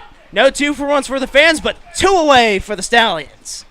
Huge, huge, huge pitch right there from Quinn. Rising up the strike zone, getting a chasing fastball to swing at from Tamaro. Big out right there. Now just 1 out away from getting out of this one. Now Broderick stepping up to the plate. Quinn looking to retire the side here. Takes that first pitch inside for ball 1. And we mentioned how close the standings are. It's a dogfight for second and third between Albany, Oneonta, Mohawk Valley, and your Saugerties Stallions. All just a couple games behind one another. 0-1 gets fouled back over the press box and out of play. Yeah, that first week of the season, the Stallions were very, very slow start. Didn't find themselves a win those first few games. And now, finding themselves in that groove, they're consistently competing for that top spot in the league. Amsterdam in a comfortable spot, but this Stallion lineup continues to just get hotter and hotter. 1-1 from Quinn. Gets fouled off into the netting, so a quick 1-2 hole for Broderick. And Quinn's looking to get out of the jam here. And you mentioned Amsterdam. They basically have a chokehold on the East Division right now. 21-4 record. Next man up in Albany, 13-9. Yeah, Amsterdam currently holding themselves in the driver's seat, the fate in their own hands right now. 1-2 gets put into the dirt, but a great stop right there by Amory to keep it from getting past him into the backstop and potentially having the go-ahead run come across via a pass ball.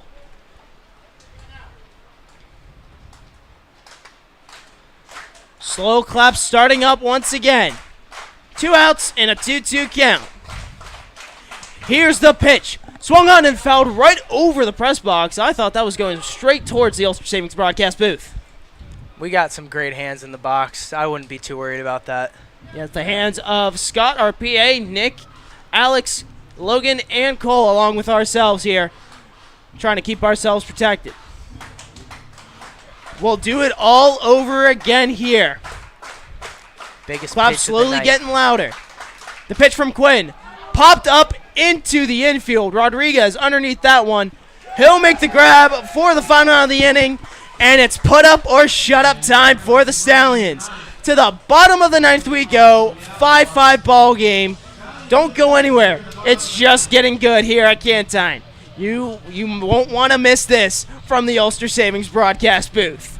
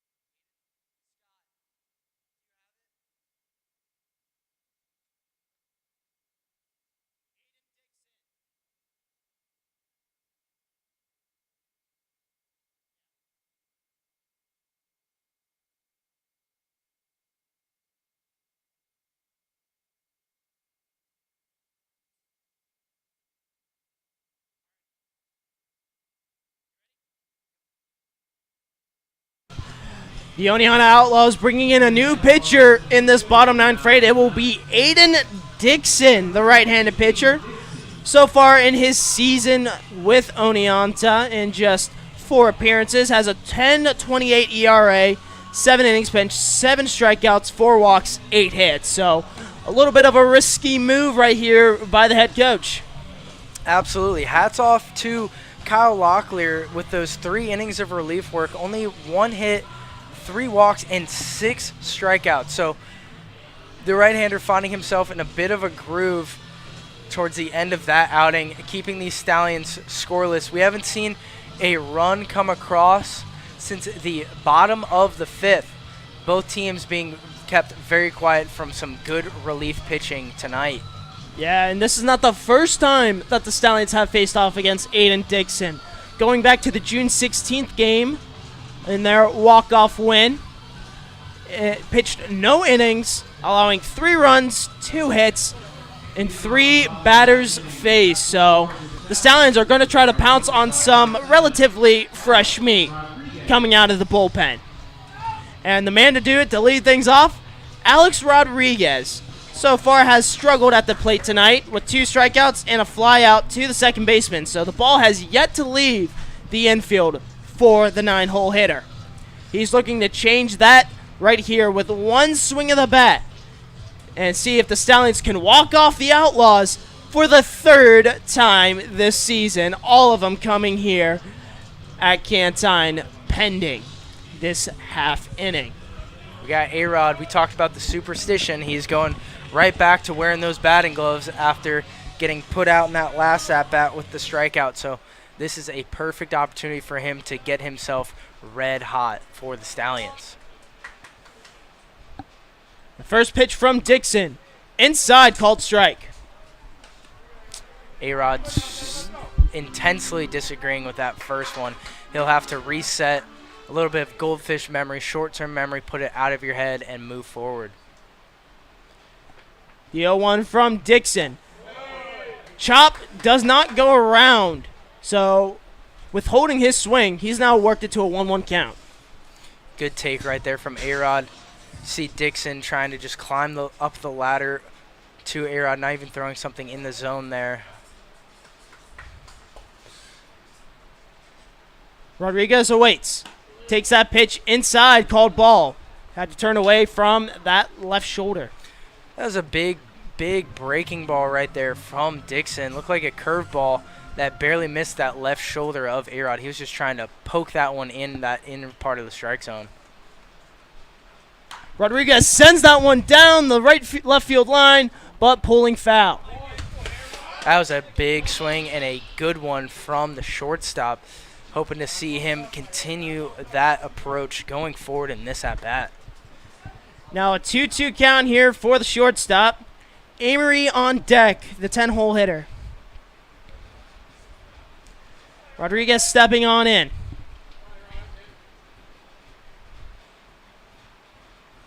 Dixon with the 2-2. Downstairs for ball 3. A-Rod working a good at-bat here, getting it full, challenging Dixon now. He has to come right after the Stallion shortstop.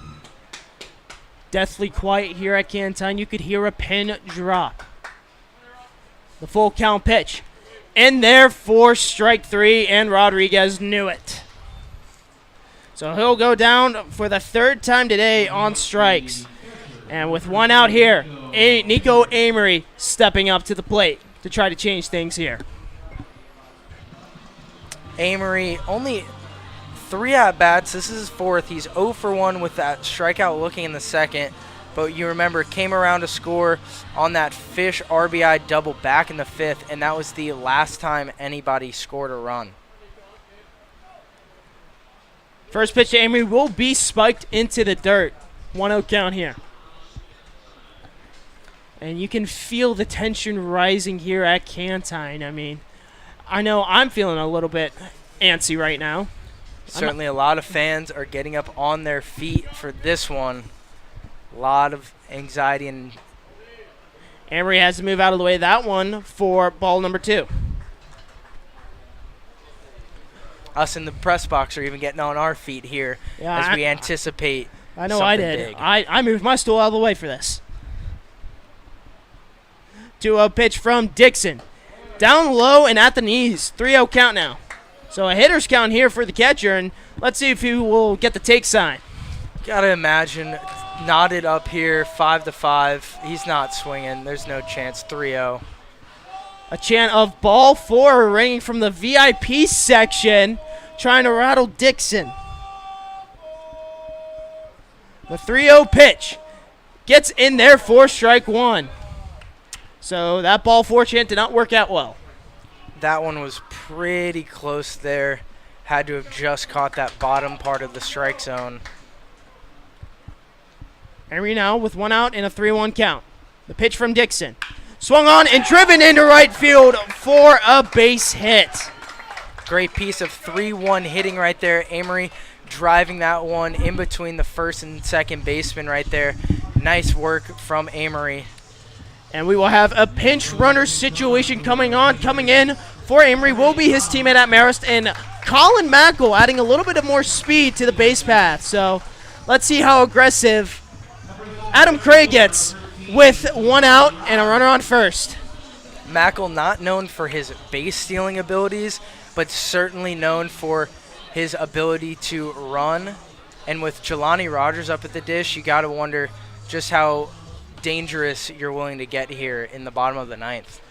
We go head back to the top of the order for the Stallions. Jelani Rogers up to bat. First pitch he sees is spiked into the dirt, up into the Stallion dugout, and Mackle will stay at that second base bag safely. And that right there is a huge mistake from Dixon. Just go ahead and giving the Stallions the winning run in scoring position with 1 away. Very dangerous hitters due up for your Stallions.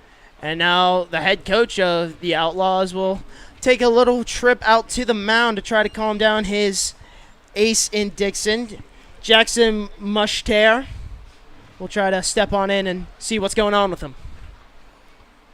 The entire infield looks like are going to come in and have a little bit of that conversation. Looks like they're just going to try and figure out maybe some bunt defense, like, hey, this is what we're going to do if he squares around, making sure with all the aggressive base running that this Stallion team is known for, being aware of your surroundings and the situation in front of you. Taking a look at Dixon's pitching game log, in 3 out of his 4 appearances has given up multiple runs and multiple hits, the same amount across that stretch. He's looking to avoid that with his last appearance against Elmira in that 9-2 loss against the Pioneers, where he gave up 3 runs on 2 hits.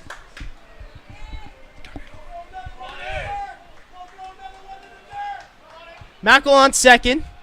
The 1-0 to Rogers. Swung on and fouled back over the grandstand.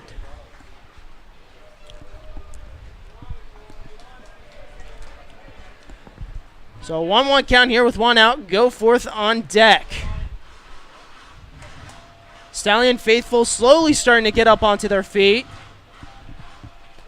Tension slowly rising. The pitch to Rogers. Swung on and fouled back into the netting again. So Rogers just getting a piece of it, but cannot get the full contact. Jelani just trying to poke something out there, give his guys a chance with 1 away. Big spot from the Stallion right fielder. Now finding himself in a 1-2 hole. Mackle still leading off that second base bag. Shortstop retreating. Here's the pitch from Dixon. Swung on and a dribbler right toward the shortstop. He'll make the backhanded grab. Dorigi throws it over to first, and he will be punched out, but it moves a runner to third base.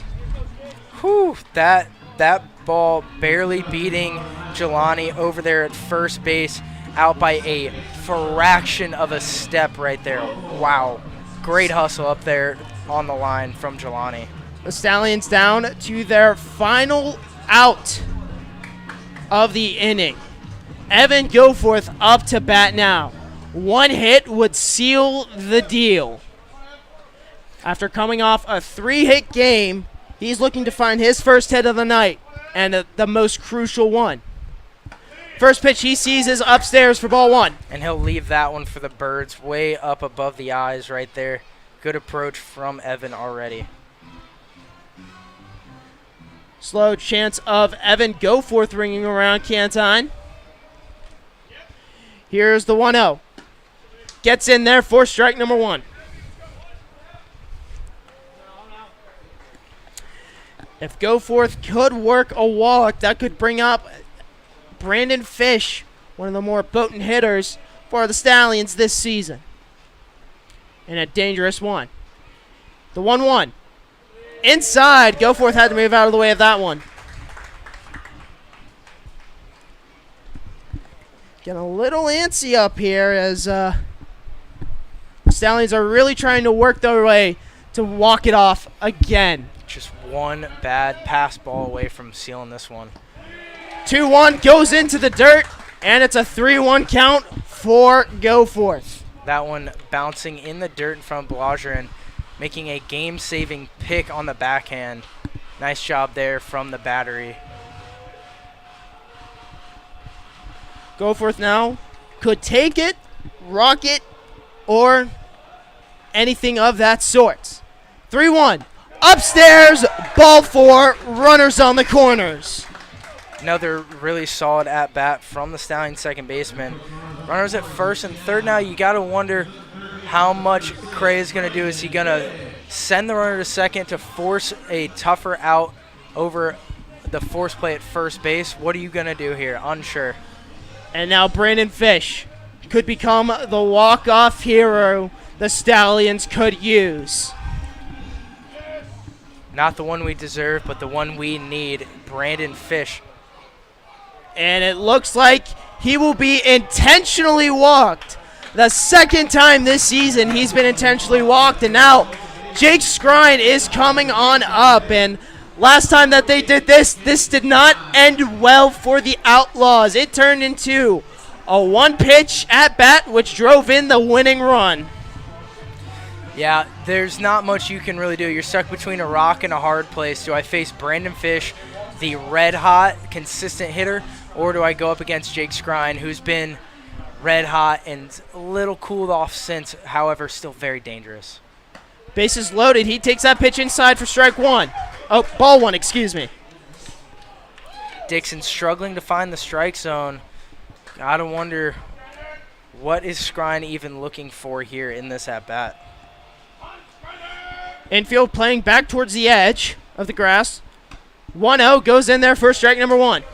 Smart take right there from Skrine, just forcing Dixon to get himself back in the count here, not trying to hit yourself into an easy out. 1-1 count here, 2 outs, bases loaded. Dixon trying to get out of the inning and keep the Outlaws' dreams alive of getting over 500. 1-1 taken for strike two, so the Stallions down to their final out of the inning before we head to extras. Can Skrine do it here with the 2 strikes? He's one of the Stallions' best hitters. Never seems to chase too much out of the zone. Always very reserved and stays within himself at the dish. Dixon, the 1-2. Into the dirt, but kept in front by Belarjan. Another great stop from the catcher in Belarjan, saving the Outlaws again here in the bottom of the ninth. As we like to say it in the broadcast booth, coined originally by Logan Barandez, Deuces Wild. Bases loaded. The pitch from Dixon. Swing and a miss for strike three. To extra innings we go here at Canton. Free baseball on the way. Don't go anywhere. This is the Saugerties Stallions YouTube channel broadcasting this game on the very first day of July. From the Ulster Savings broadcast booth, we'll be back.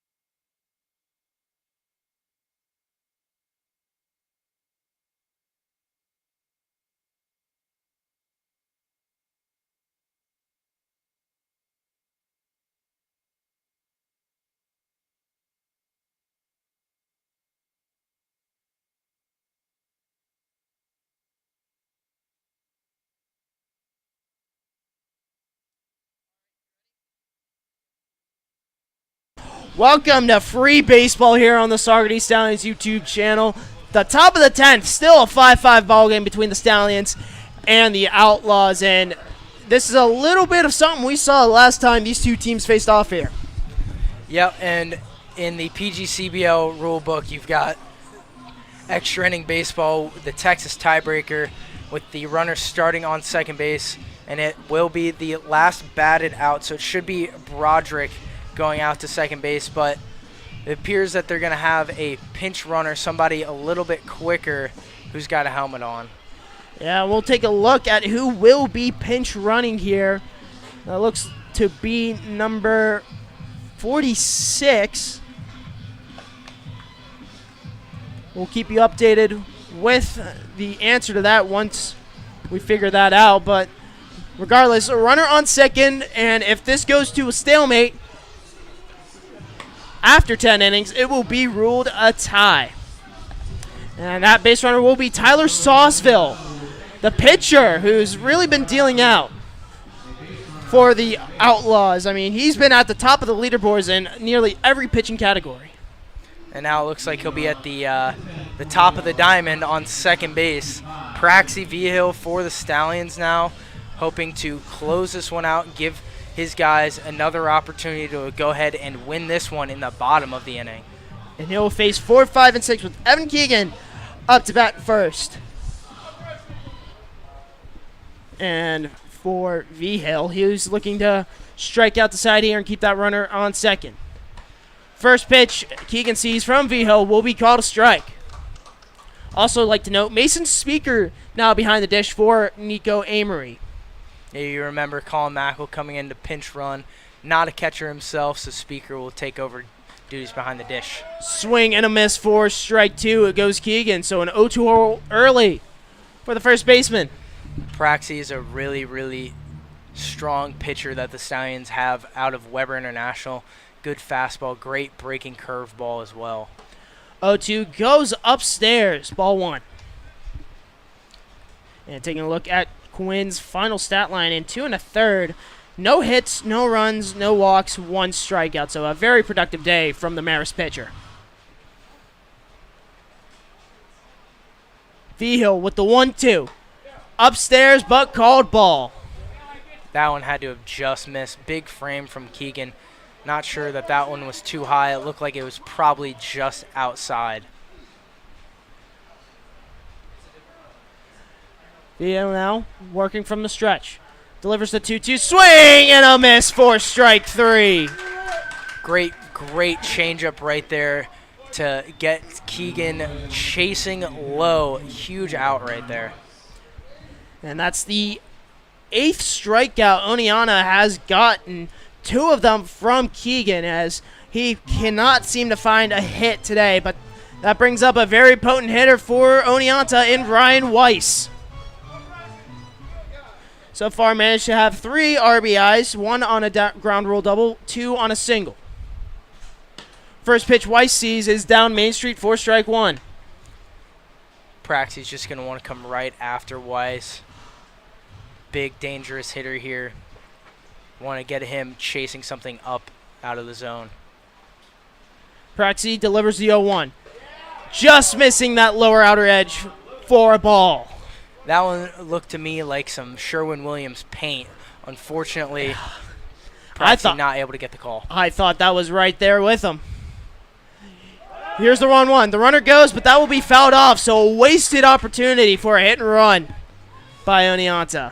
That was a big jump off second base from Sauceville. Very, very lucky there with Weiss. Check swing, foul ball. I don't know if we saw, but there was a little bit of lightning in the distance behind center field, so hopefully it will hold off just in time.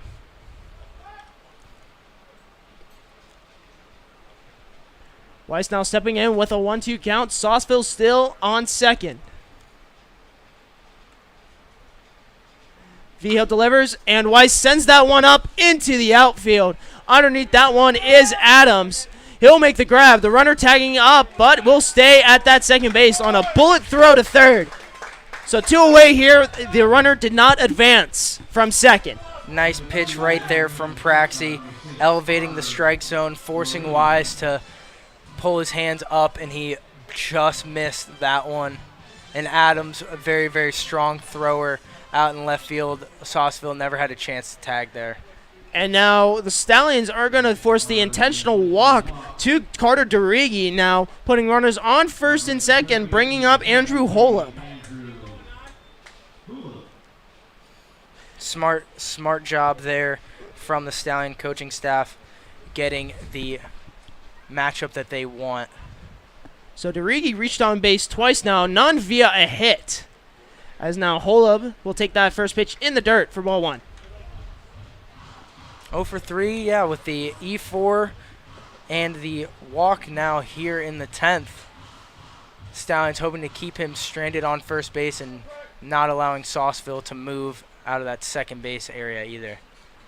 The 1-0 goes right down the middle for strike 1. Praxi Ehill slowing down the tempo, but still dealing. Still dealing, still filling up that strike zone. You love to see it from your reliever in the 10th inning. Ehill with the 1-1. Swung on and a grounder right over to shortstop. Rodriguez flips it over to second and gets the final out of the inning. After that, the Outlaws get nowhere as the Stallions have a chance to get another walk-off in extras. Don't go anywhere. The bottom of the 10th is on the way after this.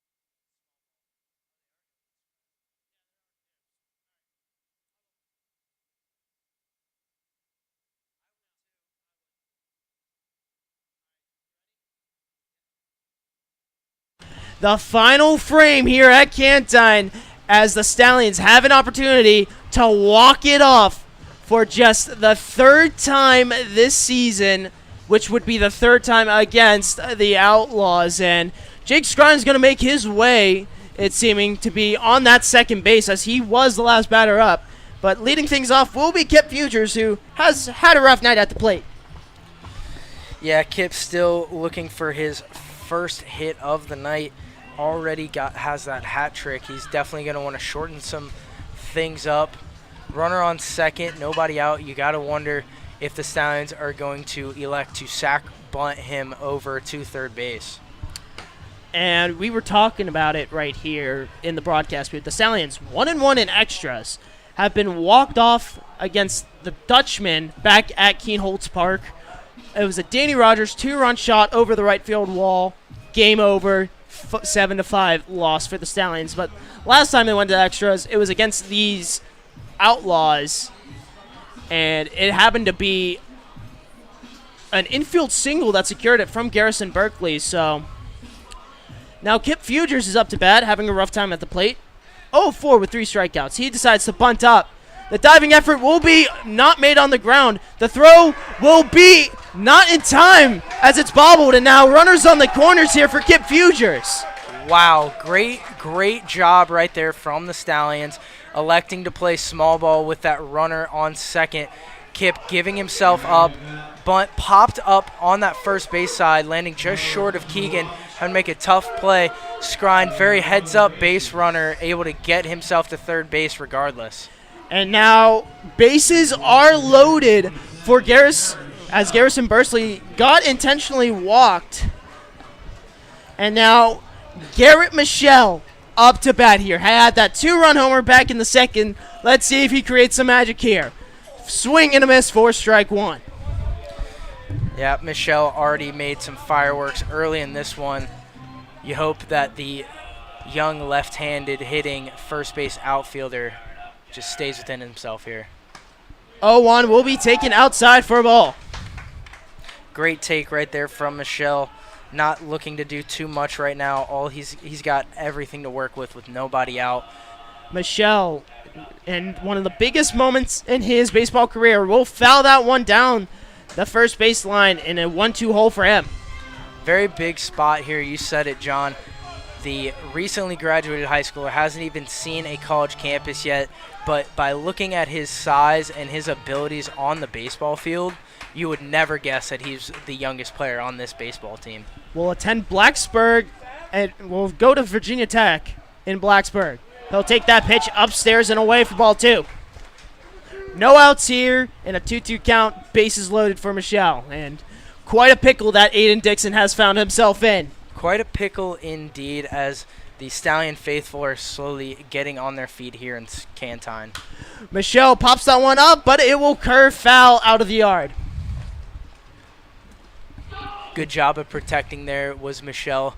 He knew that that wasn't much of a pitch he could do much with, so defensive swing, able to see another one from Dixon. Michelle, one of 3 Stallions to reach on base 3 times today. He'll see that pitch into the dirt.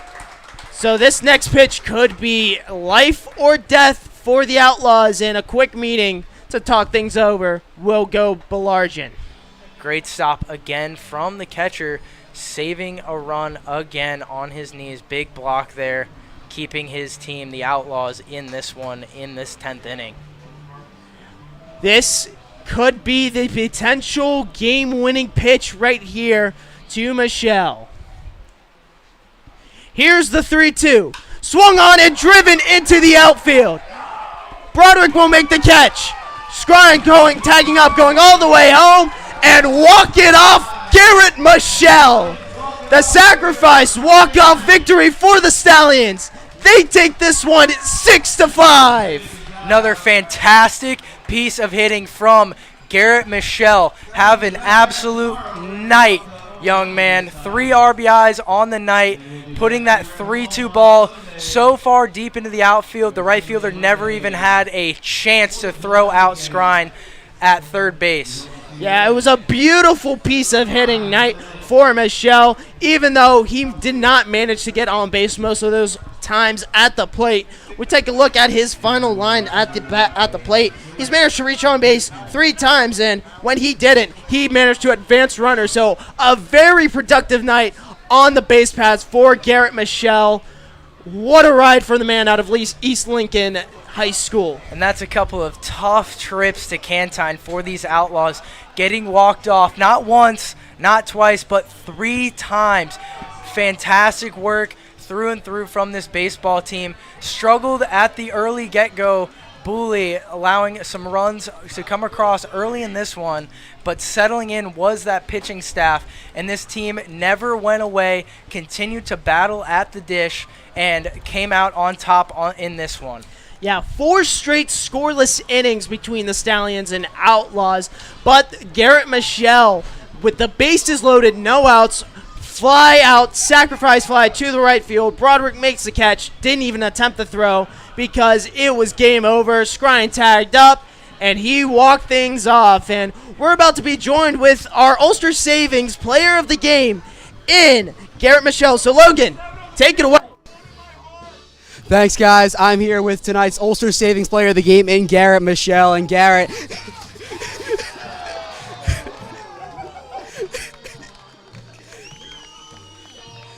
I just avoided that one, guys. Oh, my God. All right, now I'm here with the Ulster Savings Player of the Game in Garrett Michelle. So, Garrett, a home run, a walk-off hit, and a Gatorade dump. What's going through your mind right now? Oh, my gosh, I got no words. That's an amazing win for the team. It's going to help us in the long run. We got him back tomorrow. Hoping to do the same thing, not a little walk-off fashion, but do some damage. Where does that walk-off rank in terms of your early career moments? Top moments. With these guys, it's definitely special with how they react and everything like that. I love these guys, and it's been awesome being able to come down here. Thanks, Garrett. Go dry up. Guys, back to you. All right, thank you, Logan. What a night from the Virginia Tech commit. I mean, That's as better of a performance you can get. Just absolute vet presence at the dish, waiting for his pitch that whole at bat, fighting off pitch after pitch from Dixon, getting the count all the way full, able to find himself a fastball that he could do something with, and he certainly did, driving that ball deep into the right field gap. Again, not a shot on earth to throw anybody out with a ball hit as hard as Michelle did there. But it's not over yet for the Outlaws. They will face off against this same Stallion team tomorrow at Damaski Field. First pitch at 7:05. We will have coverage from you live from Damaski Field at 7:05 right here on the Saugerties Stallions YouTube channel. But that'll do it here from Cantine Field. For everyone in the broadcast booth, Alex, Nick, Ori, Logan, and Cole. And for my broadcast partner, Kyle McMullen, I'm John Drager signing off for now. The Stallions walk it off 6-5. Have a great night, and thank you for tuning in.